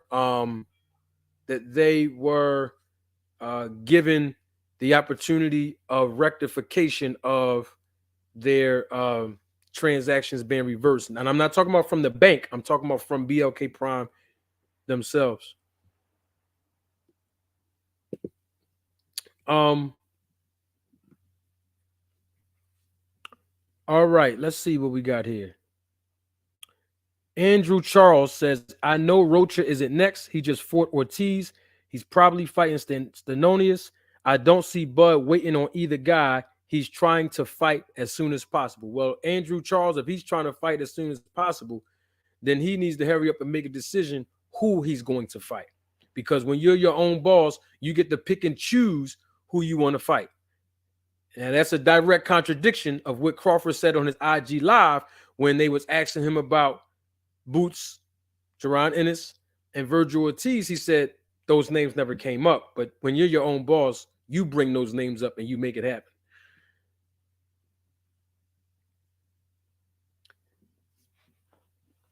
All right, welcome to the live. Come on in, y'all. I'm sorry, y'all. My phone is, people are just texting me, unrelated to boxing. Unrelated to boxing. They just saying what's up to me and anything. You know how I go. Yeah, man. So while we at it, since we're talking boxing, what did y'all think about the press conference between Caleb Plant and Benavidez? What did y'all think about that? I'll tell y'all what I think about it while I'm, in the interim of waiting for you all to comment in the chat or even join the live. I think that this is going to be a good fight, but I think that the way that they're going about promoting it is really not going to work. It's going to be very distasteful because you got Benavidez's dad. I think his name is Jose Sr.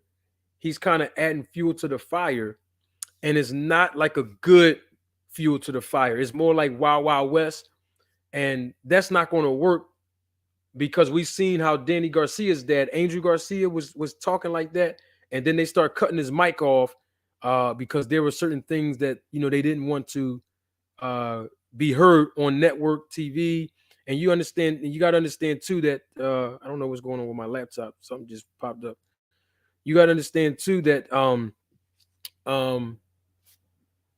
when you have sponsors that's investing money to defray the cost of the expenses of building the promotion on a card, you got to be very careful of what you say and what you don't say, and be very responsible so that you can continue to secure that sponsorship money. Okay. So I just think that they got to clean up some things and make sure that it's still professional. Elijah Johnson says, drop the link in chat. I thought I did. Elijah, I thought I dropped the link in the chat. Hold on. Let me see if I can do it again. I don't know if it's going to let me do it again.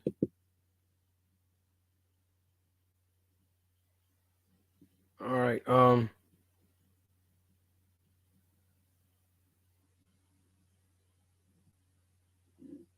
don't know. I know I was trying to drop that link. Hold on. Let me see something real quick. I'm going to get that link back up here.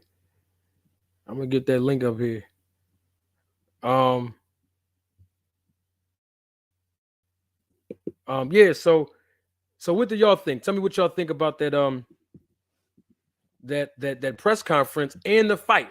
What do y'all think about that fight, real quick? While I'm trying to organize this link that someone asked me for, you know, y'all can cook in the chat. I can see y'all. Let's talk about it. Let me see something right now. Hold on, man. I'm a manually type it back in. Yeah, I got y'all. We cooking tonight. So y'all think Caleb Plant got a shot to beat Benavidez? That fight's supposed to be happening next month. You know what I mean? Y'all think he got a shot?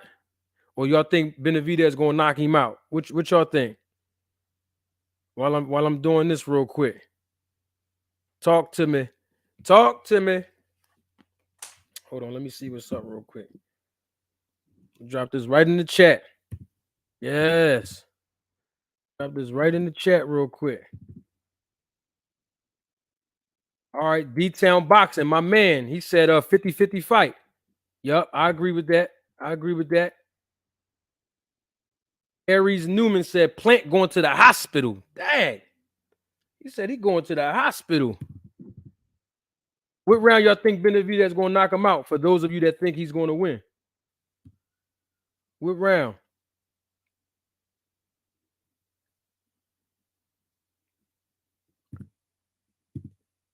All right, yeah, we come on in. Hold on, let me drop this link real quick. This joint acting real slow right now. We're gonna drop this link right in. All right, let me see. All right, everybody's saying round 6, round 7. Woo! They saying round 6 or round 7. That Benavidez is gonna get knocked out.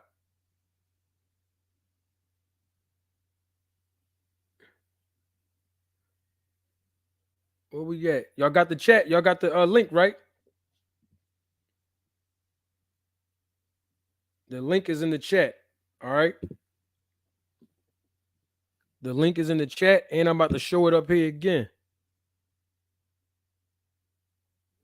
I'm about to show it up on the screen real quick. Oh, yeah, Calvin Ringo. That is absolutely correct. Teofimo Lopez dad. Yeah, he was talking reckless too on the behalf of his son, and look what happened to him. So yeah, you right. It happened to Danny Garcia and his dad. It happened with Tio and his dad, and hopefully, you know what I mean, we'll see if it'll happen with happen or not with Jose Benavidez Sr., which is David Benavidez and his dad. Somebody named Calvin. Show your face, Calvin. You in the back room. Show me your face. Let me know who you are real quick before I add you on, brother. Jamal Williams. Marty, I have to talk to you tomorrow. This Marty. Okay. I don't know who you are. I think you're saying your name is Marty too, Jamal. But yeah, hit me up tomorrow, Jamal. Jamal Williams. All right. Hold on. We got Calvin wanting to come on in. He showed his face. We got Calvin right here. What's going on, Calvin? You here with Manager Marty. What's going on, champ? Hey, what's up, big bruh? Hey, I gotta start off saying, man, I've been on Pool Counter Boxing. I've been on Divine Essence some more, and bruh, I sat back and watched you maybe a month and a half ago, and I say, this brother, he got some insight, and I gotta give you your flowers while you still there, bruh. And I appreciate what you're doing. And keep doing the work, man. Everybody not gonna like it. Everybody not gonna like it. I want you to remember that. But keep doing what you're doing. You not being biased or nothing. You just bringing it out there. Salute. And I had to jump on here, man. The one brother, I heard him before when you was on Pool and y'all was talking and everything, and I've been on Pool. Bruh, let's be real. Bud ducked this fight. And I'm a big Bud fan, and I'm a big Crawford fan, man. I'm 46 years old. I'll be 47 in May. God bless you, about it, yeah, I love boxing. And let's be real. Bud is not a boss. And the reason why Bud is not a boss is because you got to put money in something in order to make money. And he ain't never put no money in nothing. He just wanted the guarantees and all that. And all these brothers talking about the Ali Act. I was one of the first ones a couple of months ago on Divine Essence talking about you have to put money into something in the Ali Act. Bro, I'm going to be honest with you. Let's be real. Blue Blood turned around and Blue Blood said on one of his things, he said, "Hey, I tried to put the 10 million for the Bud and Earl Spence fight, and Bud didn't want that." Let's be real. Bud, ever since he went to the Hall of Fame and they gave him that interview at the Hall of Fame, he said him and the Earl fight don't even matter. So he's not even looking to make that. He's looking for money, which, let's be real, as a man, he trying to support his family. I understand. But say you don't want to fight. Give up the belt if you don't want to fight. Let this young brother go and be undisputed and make his own legacy. I'm tired of the bull crap that people do every day. Oh, I'm better than you. I'm better than you. I beat you in this and I beat you in that. No, that don't matter. Come to the ring on the main event and let's fight. And let's see and may the best man win. See, the problem that a lot of these young fighters have, bro, they believe, and let's give Floyd his props. We love Floyd. We love Floyd. But everybody think that zero is so important. But how many fighters in the Hall of Fame have a zero? Muhammad Ali got several losses. He has several losses. Let's think about that. Larry Holmes have losses. Hearns has losses. Sugar Ray got losses. Everybody has losses. Let's be real. Jackie Robinson, he has losses. A lot of fighters have losses, but these brothers, nowadays is so important because they go behind this YouTube stuff and this Instagram stuff. Oh, I can't get no loss. Bruh, Sean Porter got one of the best records out there ever, and he has losses. He fought everybody. Let's be real. See, we are older generation, so we understand it's not about the win or the lose or the loss. It's about if a man getting up with the best competition and do the fight. A lot don't want to do that. Thanks. Bro, I've been watching Earl's. I've been watching Earl and I've been watching Bud, but I'm speaking on Bud. I'm just got off work. I'm a little bit tired, so I may say a little bit of stuff that's kind of just off a little bit. So just bear with me. I've been watching Bud since he had dreads. A lot of these young guys don't even know Bud used to have dreads. Bud record at 140 was decent and good. But Julio Adongo or whoever he beat for the one belt, who really know who he is? But when it was time for him to fight against Josh Taylor, he gave up the belt to come up to 147. Let's think about some stuff, man. Let's think about how you turn around and you say that I want transparency on everything. But your transparency was just guaranteed what's going on, but you didn't put no money in, so you can't really dictate about what goes where. Facts. Man, it's a lot to this that a lot of young people don't understand about this boxing game. They don't even know the difference between a counterpunch and a pull. Bruh, it's a lot that a lot of people don't know. And we glad that they here. But I look at the young generation as being a Jake Paul generation. They just like the fame about who flashed and get on the internet and talk crap. Not about the guys who actually put in the work to fight. Man, it's just a lot. I listened to the brother before me and I heard him before when y'all was talking and how that y'all build on pool, and that brother there, he has a good heart and he really like boxing, but he don't understand the history of boxing. He don't understand the history of boxing. He don't understand that it's a man's sport. And in the man's sport, you got to understand sometimes you're gonna take a loss. Now let's take for example, when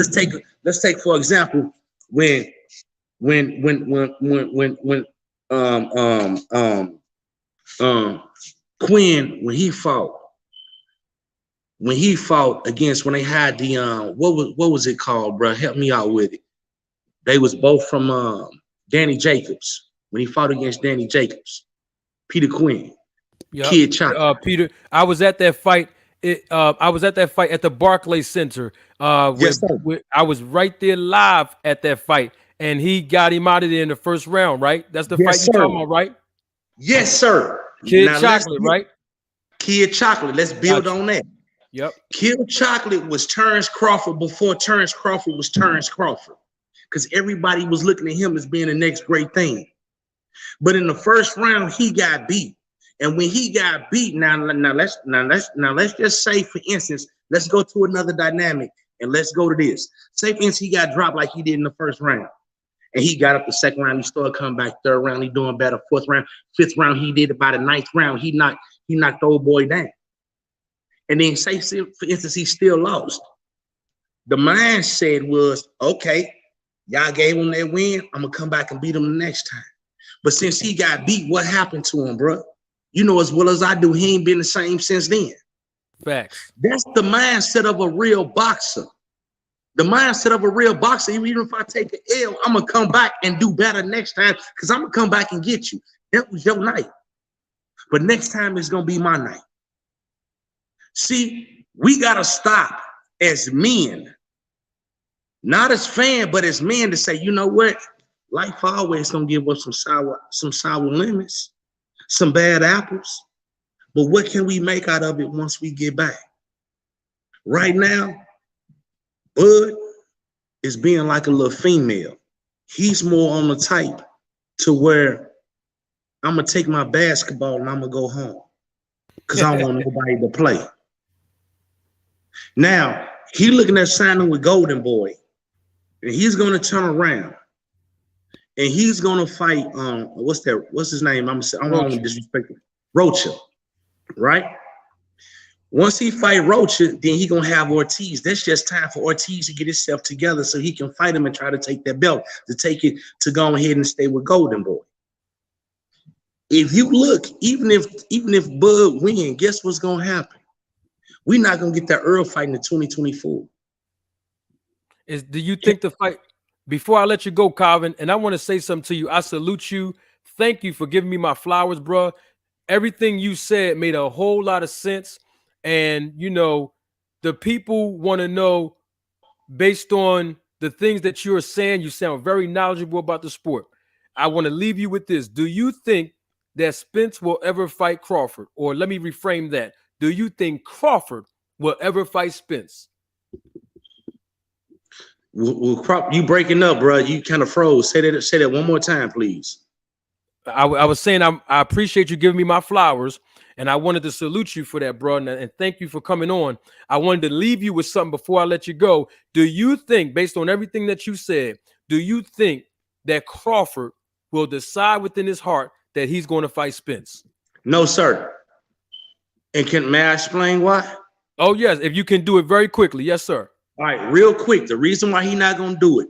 3 years ago, when they was talking about this, I said they're not going to fight. They're not going to fight. And I told my boy Will at work, they're not going to fight until they get to 154. The reason being is because they're going to go up and then they're going to both be gaining weight. I said on something on Divine Boxing that stated that Earl had trouble making weight at 147. While we was on there, 2 minutes later, Earl put on his Instagram, man, it's so hard making weight at 147. He's not going to do it, and that's not even because of the making weight. It's for this reason, only right here. When he went to the Hall of Fame, he put his hands in the cast. What happened was he felt like, I'm going to make the Hall of Fame no matter what. I don't even need Earl. Why take a 0? Why take a O when I can still walk in without it? Because even Blue Blood said after everything went down, said, why would he turn around and he fight Earl for 10 million and take that punishment? We can fight against David Avenesia for 10 million and it's an easy fight. Then he caught himself when he said it. He's not going to fight him because he thinks that he don't need him. But if you look at his resume, Bud's resume is no better. It's less than Sean Porter's resume, and it's nowhere near Earl's resume. And what Earl's resume will be. 140 don't get you in 147. So you can talk about everything you did back there. We talking about right now. What's that song Janet Jackson had said? What have you done for me lately? That's boxing. That's any sport. Gotcha. Let's be real. And you know what? You've been real all night, Calvin. Thank you so much. Salute to you, my brother. And I look forward to seeing you next Friday. Come right back here, and we're going to come back to the family cookout, brother. Man, let's be real. Anytime you put something up already, hey, everybody subscribe, like, do what you need to do. Hit the notification. Share this brother live because he's 1-to-1. Him and Samo, they really about boxing. Go ahead and support these brothers if you like them or not, but listen to what they say because they have insight. Thank you. Salute, Calvin. And I got to give somebody their flowers before I let my next guest join in. And that's my homegirl, Jackie Hernandez. Glad to have you, sweetheart, this evening. You know, listen, y'all, you know, when I see the ladies in the chat, you know, I got to salute the ladies and I got to give them all of the recognition, you know, because without the ladies, there would be no men. So, Jackie, thank you again for joining us in the chat. I appreciate you. And I got a brother named Batman. He's not scared to show his face. And we don't know if he's going to be Batman or he's going to be Robin or if he's going to be, you know, the Joker. I think he's going to be the real Batman, you know, because we don't do Jokers on this channel. Y'all seen what I did to the last Jokers. But we got Batman coming on in. Salute to you, Batman. One time. Can you hear me, brother?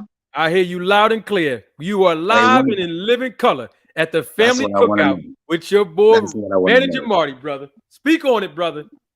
One time, brother Manager Marty, you know, I must respect you and having the courage to stand up and do what you do. I've been watching you for a while. Excuse me, my voice a little bit raspy. That's all right. But I tell you what, right now, hey, it's Batman boxing. You know, we up all night. I'm representing that 305, that 786, that Miami right now. I'm in Tampa. But I got to run somebody. That's that Florida. I heard them 3 numbers. That's in Florida, brother. You already know. You already know. I'm going to shoot down there a couple weeks to go watch Rigo. He's fighting in Hialeah. So I'll be down there for that fight right there. Where at? Where you coming?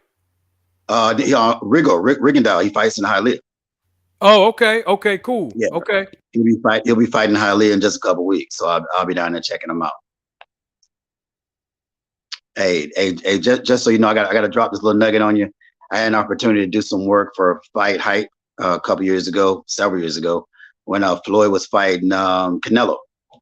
And Fight Hype couldn't make it down to Miami to cover it. They went from New York to Miami, then out to LA, California for the Floyd Canelo fight. And I covered the footage down in Miami for Ben Thompson for Fight Hype. And I was there with Golden Boy and Floyd did have a black eye, and he did have a rib injury, and everyone asked him, what happened to your black eye? And he was getting ready to get on fighting a southpaw. He thought he was going to be fighting Pacquiao around that time, but somebody was in his training camp that was a left-hander that dotted that eye for Floyd and also hit him in his rib. And I'm gonna let you fill in the blank. You're talking about Errol the Truth Spence Jr. I'm telling you what I know, not what I heard. I was there. But Floyd said he had a vampire facial when he asked about the blackness. He said he took blood from his extremities and put it in his face to make his face look fuller, and that blood made him look darker. That's how he covered for his black eye. Real talk. Wow. And so Errol Spence did that when they sparred.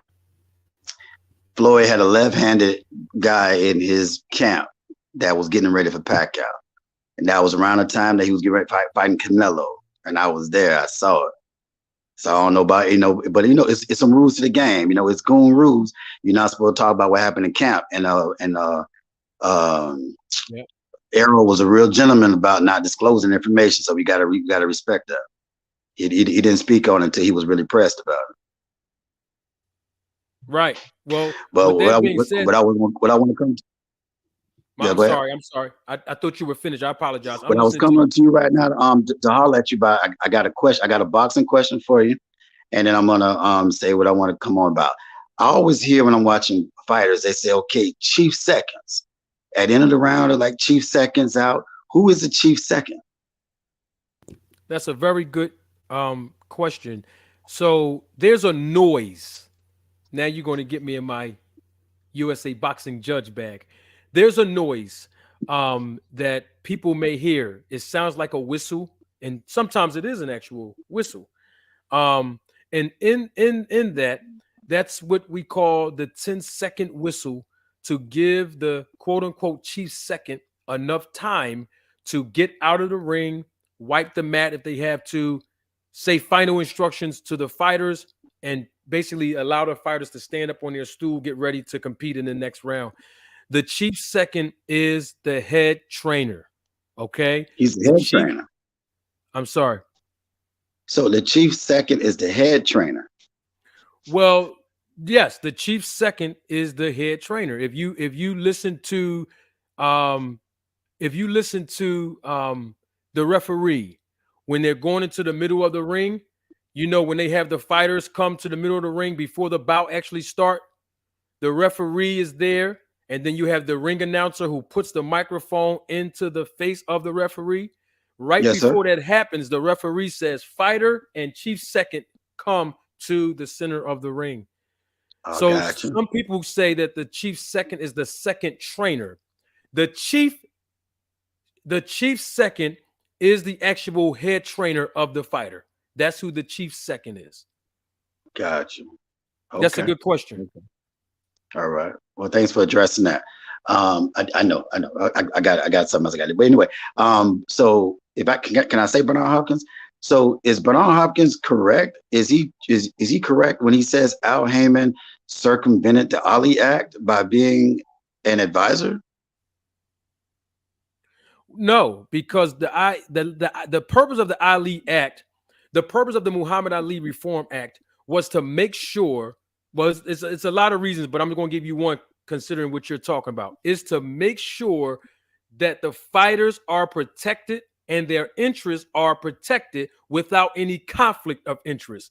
And when the promoter, right, is the manager and the manager is the promoter, that's a direct conflict of interest. So what the Muhammad Ali Reform Act does, it allows for one manager to be independent on behalf of the interests of the fighter, and then the promoter's responsibility is to facilitate and organize the event, right? Okay.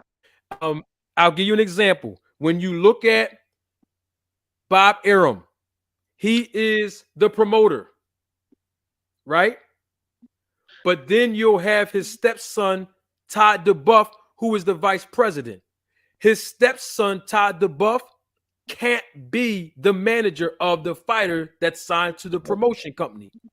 Now, why am I bringing it up about father and stepson being a conflict of interest? Because Don King is one of the main reasons why the Muhammad Ali Reform Act was established, because Don King was the promoter and he was also the manager, but he was allowing his stepson, Carl King, to be the manager on paper, and he was still controlling the entire event and all of the fighters. You understand what I mean?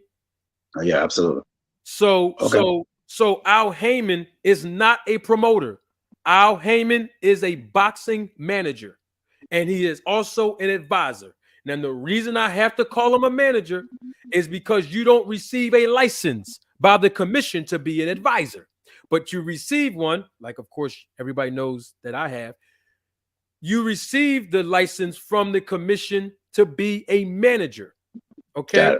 So he is a manager on paper, but he is also an advisor. Now, watch what Al Heyman does that contradicts what Bernard is saying, right? I got a lot of respect for B-Hop, but I gotta paint the picture so you guys understand what I mean. So you got Al Heyman, the manager or the advisor. Guess what Al Heyman does, though? Watch what he does now. He turns around and partners with, let's say, Tom Brown over in the West Coast. When he partners with the East Coast, like in New York, he go grab Lou DiBella, right? When he want to do something in Vegas, he go grab Tom Brown, because that's his West Coast plug, right? He's still a manager, but he have the real promoters promote the fights. And guess who Al Heyman has promoting the fights as well? The fighters themselves. That's why you got Lions Only with Jamel Charlo. You got DSG Promotions with Danny Garcia. You got Man Down Promotions with Spence, right? Spence. Right. All right, but if I'm a fighter and I'm fighting under the top ranked banner, I have to pay them that a percentage to be a promoter. Spence doesn't pay Man Down part of his fee. Say that one more time. If I'm fighting on the top rank and they're my promoter, I owe them a promoter's fee when I fight. Yes. Correct? Indeed. Right. Yes. Now, if I'm Errol Spence and I fight, I pay Man Down Promotions a fee, or is it just a line item in my contract and I say part of it's going to go to Man Down Promotion, and that's how I get to circumvent some taxes? It's a combination of both. It's a combination of both. You can circumvent taxes by asset protection. Now you're gonna make me put my tax practitioner hat on, Batman. And also, I got dropped deep, baby. I've been here for a minute. Yes, sir. And also, what it does is it circumvents the fact that I am the promoter. I don't need to pay a promoter's percentage when I'm a part of the promotion of this card that I'm on. Right. See? So do you just put it as a line item? So you're paying yourself, but you're just paying your entity. You're paying your. Yeah, I didn't make the money. My business made it, not me. Absolutely, and this is why I'm so baffled that Adrian Broner is not using About Billions to do the same thing over there at BLK Prime. Because if you go on BoxRec, he is not the promoter of that card that he's on. Christy Martin, a good woman, by the way, she is the promoter. You understand? But yes, About Billions, who Al Heyman helped get that, he should be regurgitating all of that knowledge. You know what I mean? And that way he can line his pockets up and save on taxes. Okay. Hope I did your question before the long way. No, you did well. Thanks so much for filling my questions. I'm gonna have to run. A shout out to Magic Marty, the boxing community. Definitely for Non. Hey, keep doing your thing for Non. I see you, Newt. I'm an alpha one time for the brother and to win that black and gold. Hey, appreciate you, man. Keep having the courage to stand up us right, brother. Marty, we got your back, brother. Keep on pushing up. And guess what? Have those receipts and roll the clip. Roll the tape. We gonna see you next time. I'm gonna say this right here. I got Spence retiring Thurman at the end of the 10th round. Thurman's gonna realize around the 6th, 7th round that, hey, all right, the check cash, and what am I getting beat up for? I'm not getting any belts. Cool. I'll make a good showing. I think Thurman gonna cash it in at the end of 10th round, save face. He don't want to go out on his face or his back. So he gonna pull some type of stunt. Hey, I got hurt, blah, blah, blah. But he's not gonna finish the fight. And no way in the world. I like the idea. Bud on paper, signing with Golden Boy. Okay, I get the Ortiz fights cracking. That's cool. But why did not mention Boo's name? You know, Oscar said, okay, I'm gonna get him this fight right here with this Rocha fella, and then I'm gonna go ahead and get him Ortiz. Then go ahead and get Boo's. Boo's not signed with anybody. Okay, maybe we can get the Spence fight done. Okay, well maybe not. So why don't you say Boo's name? That should be the third fight on that deal. Yep, that's how I'm feeling about it. But hey, oh yes, hey man, hey, love you guys, man. Thank you so much, man. Salute. Thank you for the flowers you gave me, man. I'm gonna keep on doing what I'm doing, and let me leave you with something, Batman, so you will know this.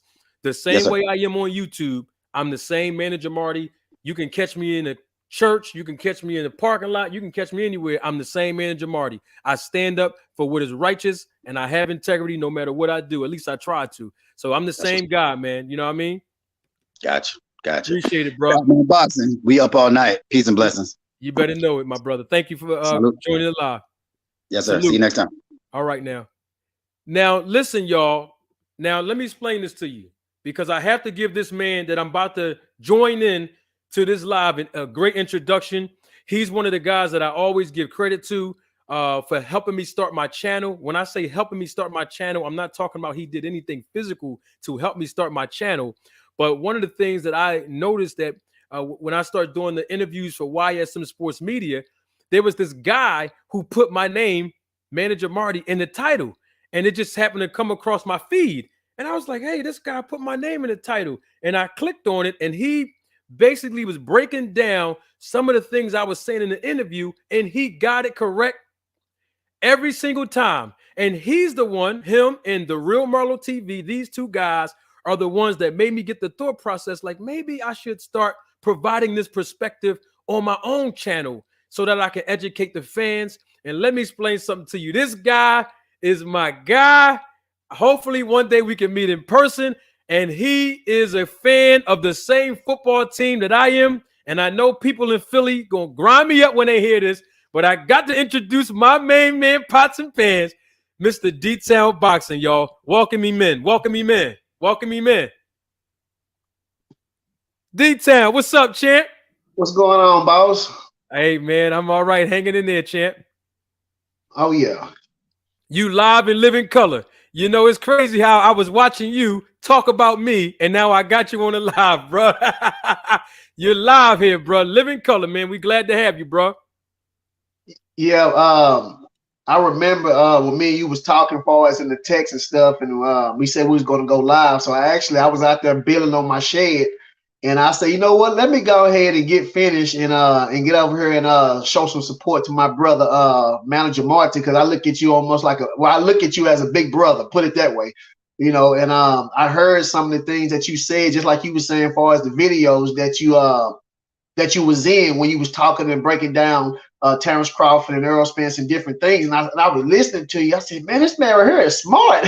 I said, man, him think the same way. I said, I gotta put him in my videos because people need to understand, you know, that this man, he knows far as the business, he knows the sports. I mean, he know the ins and outs. And when I put you in my video, some people were saying, oh, he don't know what he talking about and this and that and that. I said, let me tell you something. If you don't know what you're talking about, that's you. But don't say he don't know what he's talking about with everything he's saying can be backed up. So I'm a real person, and real recognize real. And when I seen your videos and different other channels that I actually watch, I had to follow them. And then also too, Boss Hall and other channels, they all helped me to want to do the same thing like you, start my own channel. Because I got tired of texting, trying to school people. I said, you know what? I'm going to make my own channel, and then I'm going to go down that route, and now they got to text me. Yes, sir. And speaking of that, D-Town, I got to give you your flowers. I love your content, brother, the way you break stuff down. And then you be rolling the tape too now. You be rolling the tape on your channel too on people, bro. So, you know, I love your content, man. You're a very intelligent man. You always have integrity in the things you do. And I want to tell all the people, go subscribe to D-Town Boxing. If you haven't already, you are going to enjoy some real content because he's a real dude. Sean T, salute to you, brother. Let me put this up. I really want to put it up, but I'm going to lose the link. I have to type the link back in because this is important. Sean T, thank you for your contribution. Hold on. He got something to say to both of us, D-Town. He says, two of my favorite podcasters keep reporting facts over feelings. That's what we do, D-Town. Isn't that what we do? All the time. I wake up with the truth. See, people don't realize that I don't jump on my channel and make videos for lies. I don't have time for that. When I jump on, I want to educate the people, just like I watch your channel and other channels to educate me, because I tell you one thing, a lot of people need to be educated as far as the business part of boxing, because a lot of people listening to these boxers who don't know anything about the business, and they listening to them and running around here with this old fake narrative. And that's why I appreciate you, you know what I'm saying, Boss Hall, the Real Marlo, and all these Fanon and all these guys, because they trying to educate the people with the truth and with the facts. And people have been running around here with lies for so long that, you know, we have to correct them. And I just can't stand back and listen to this nonsense. I can't do it. Same here, brother. Same here. It burns me. It burns me up when I hear people, and they do it with a straight face, though. That's the part that really that really bothers me. They know they're lying. They know they don't have any inside sources. They know that what they're saying is a direct contradiction of what actually goes on in the business, And the fans that don't know any better, they suck it all up, give them all the credit. And then when somebody like you, somebody like the real Marlo TV, someone like me, someone like Fanon, someone like Boss Hogg, someone like YSM, someone like guys that have integrity, they look at us and start firing rounds at us in the comments section because they believe in the lies, bro. That's like I did a video yesterday talking about Tim Bradley, because Tim Bradley, I was letting people know that when Earl Spence said that Tim Bradley ducked him and retired, he didn't say that Tim Bradley ducked me and went and fought Manny Pacquiao. And that's why I had to break it down, because Tim Bradley said the reason why he didn't fight Earl Spence Jr. was because he fought Manny Pacquiao. But see, people don't realize that he lied, because he fought Manny Pacquiao in April 2016, and they ordered him to fight Earl Spence in December 2016. So how did you fight Manny Pacquiao when your last fight was with Manny Pacquiao before, April 2016? Then later in December, they had made Earl Spence your mandatory. So he lied to the fans saying that he didn't fight Earl Spence because he fought Manny Pacquiao. No, you didn't. You already fought Manny Pacquiao early that year. And I had to, show the fans and show the family that Tim Bradley lied just like Terrence Crawford. They both so close that they just lied with a straight face. Yep. And I seen that video too. I'm a subscriber to your channel. You had me dying calling that man Tim Big Head Bradley, bro. You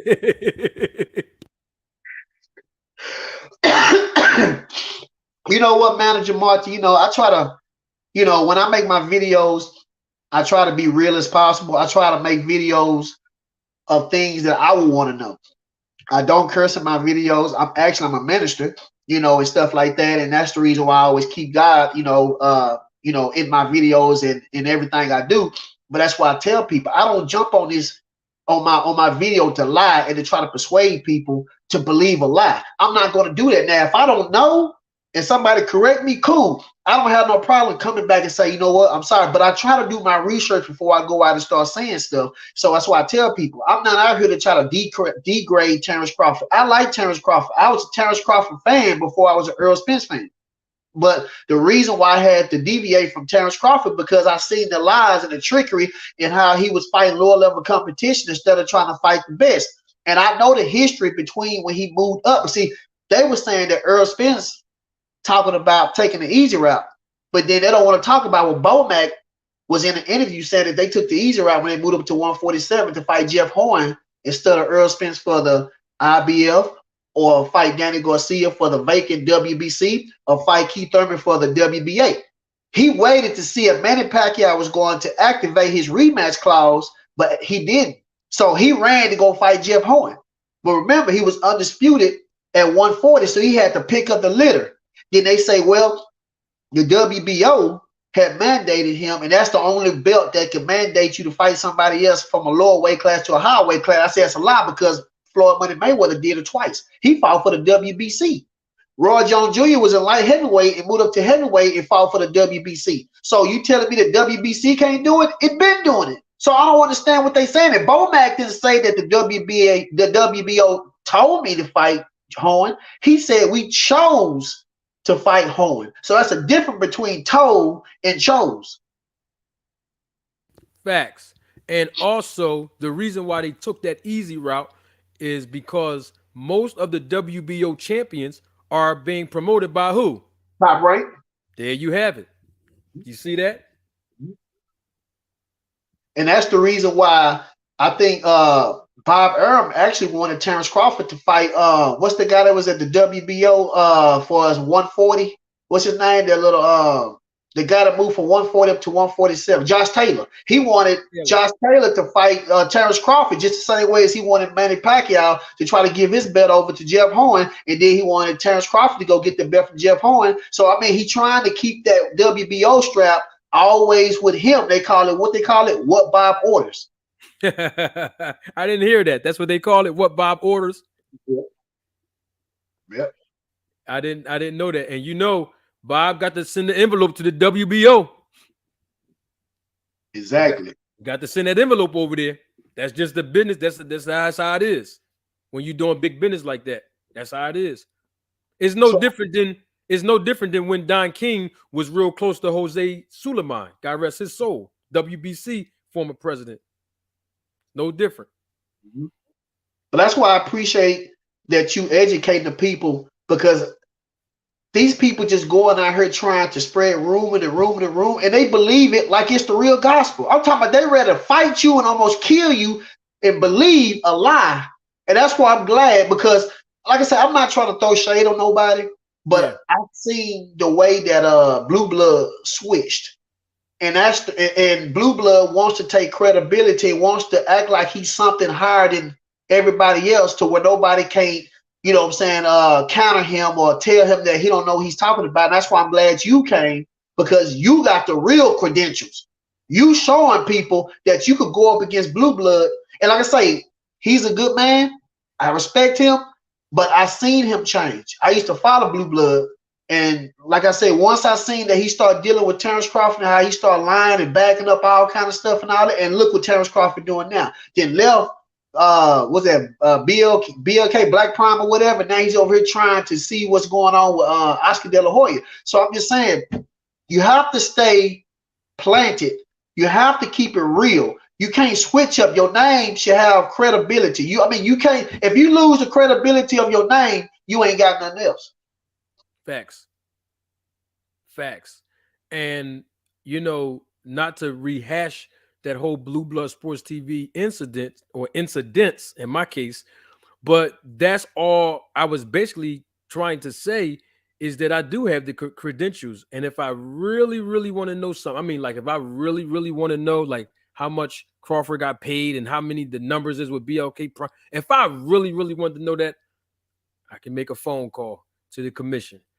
And because I have credentials, they're going to tell me.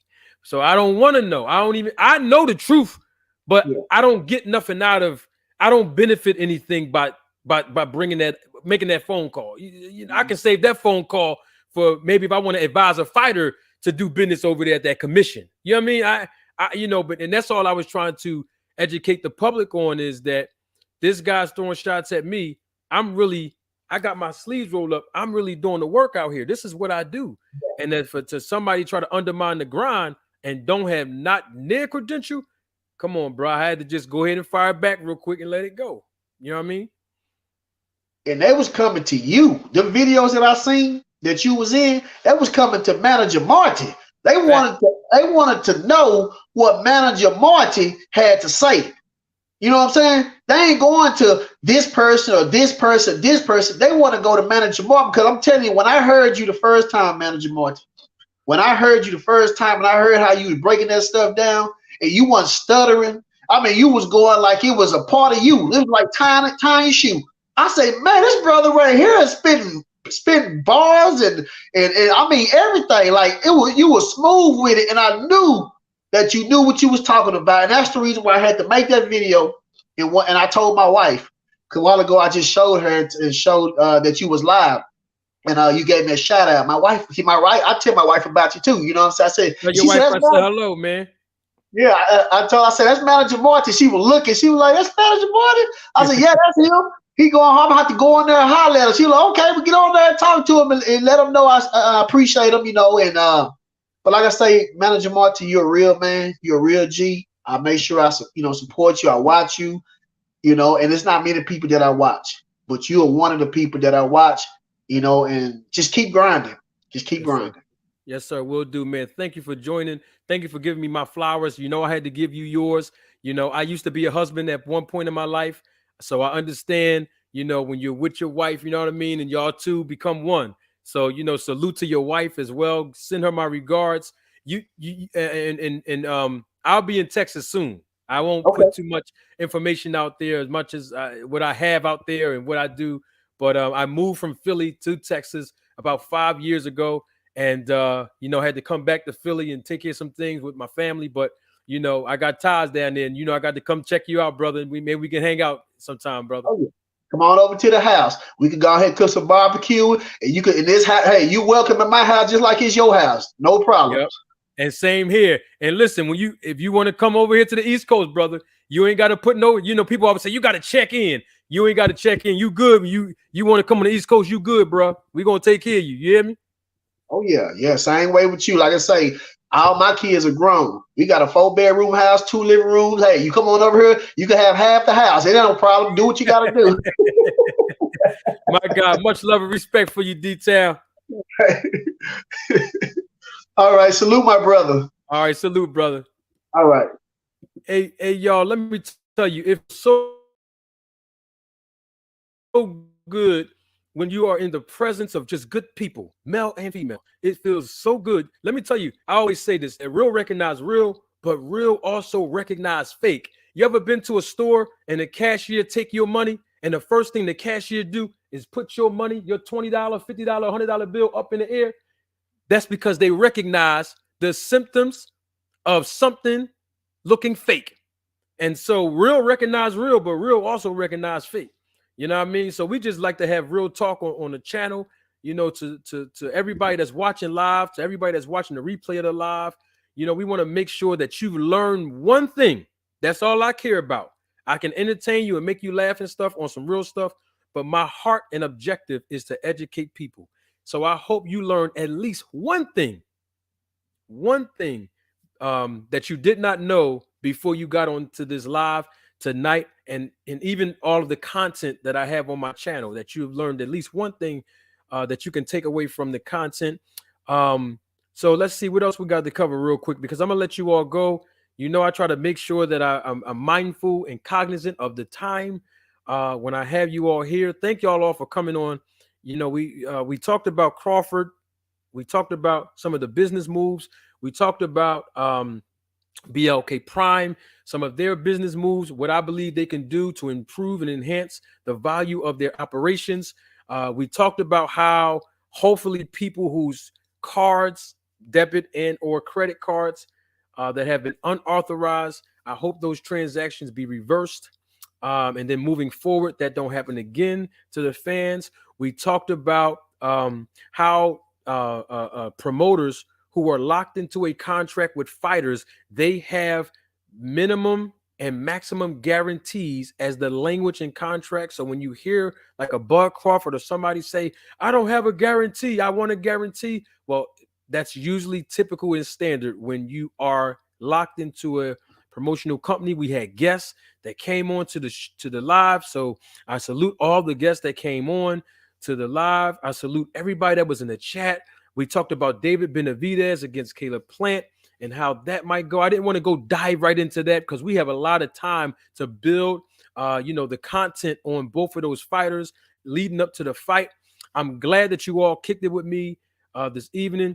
Once again, I was going through some personal family issues that discouraged me from getting on live tonight early on this week. But the comments that I've been receiving in previous videos, the contributions I've been receiving through Cash App, I said, man, I want to make sure that I do everything that I can to give the people my commitment to still decompartmentalize what I'm going through personally and jump on this live and kick it with y'all at this family cookout. Shout out to my guy, Aaron H. Muhammad.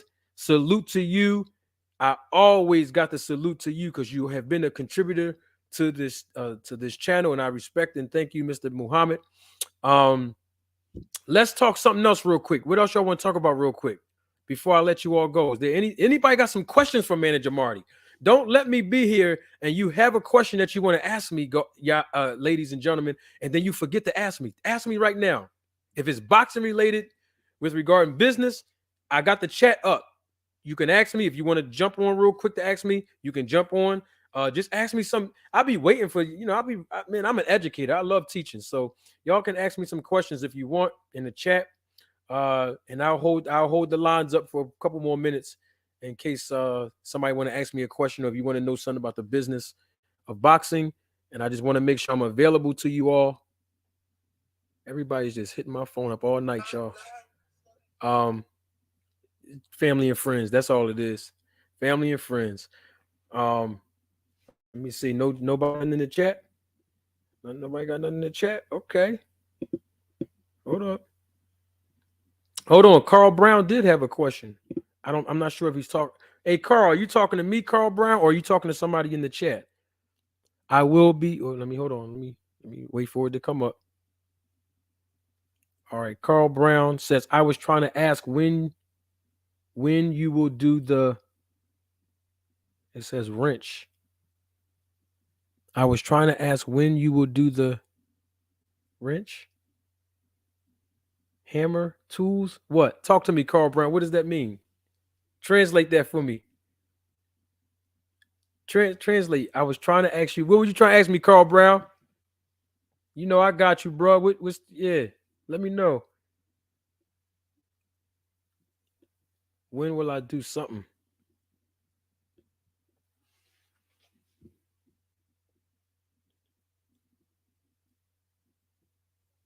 Carl Brown, you there, Carl?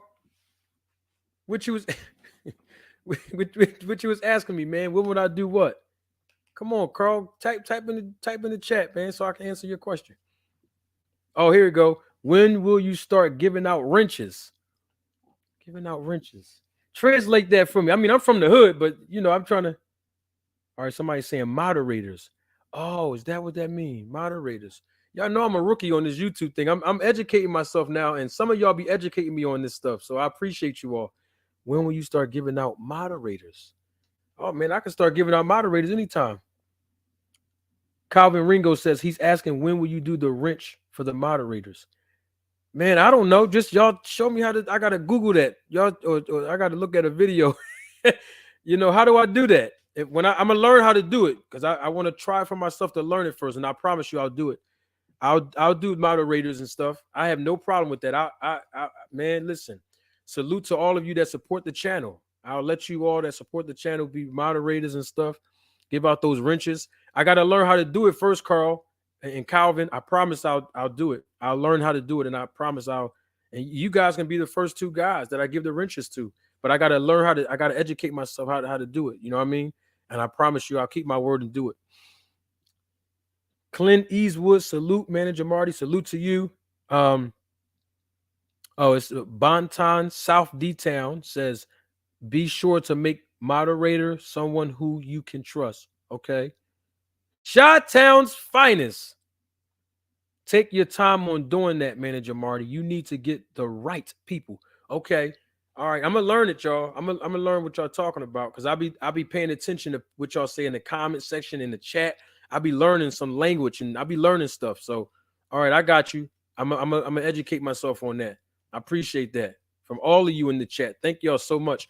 All right, somebody asked me one more question. I feel like I still got more education in me. Somebody asked me one more question about boxing, real quick, if you can. Okay, Calvin Ringo, I will talk to Poor Counter Boxing. I will do that. My man Spit Boxing TV says, try clicking on someone's name and see if it gives you an option to make them a moderator. All right. All right, try clicking on somebody's name. Hold on. No, it just says put user in timeout or block user. That's what it say. When I put the when I hover the hand on some top of somebody's name. Hold on. I got you, Carl Brown. I'm gonna learn how to do it. Watch. I'm gonna learn how to do it, and I'm gonna make sure we do what it do. I'm gonna make sure it do what it do, man. All right, Aaron Muhammad, my brother Aaron Muhammad.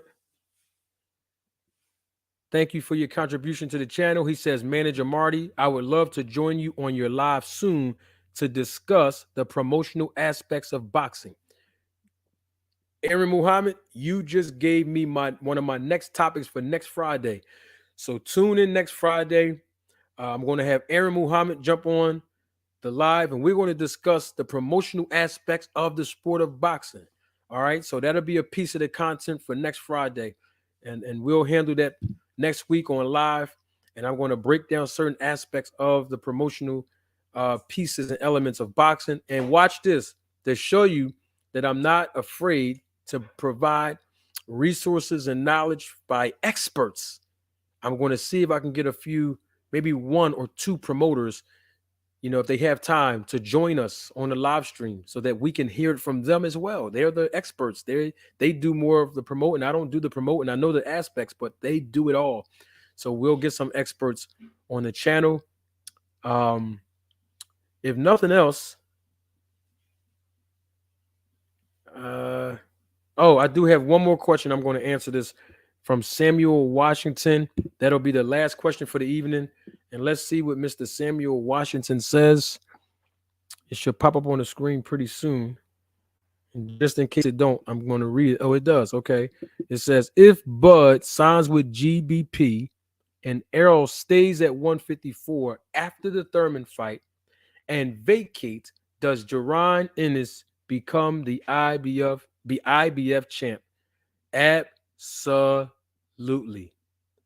If Errol Spence vacate those titles, if he vacate the IBF title, the interim title holder, which is Jaron Boots Ennis, he will be the IBF champion, or at least he should be, according to the rules. Absolutely. Very good question. Ladies and gentlemen, members of the jury, members of the Roll the Tape film crew, I am so glad that you all came live with me to kick it with me, and I won't hold you any more longer. Don't forget, tune in next Friday. One piece of the elements that we're going to dive into is the promotional aspects of boxing, thanks to my guy, Aaron H. Muhammad. I'm Manager Marty. Till next time.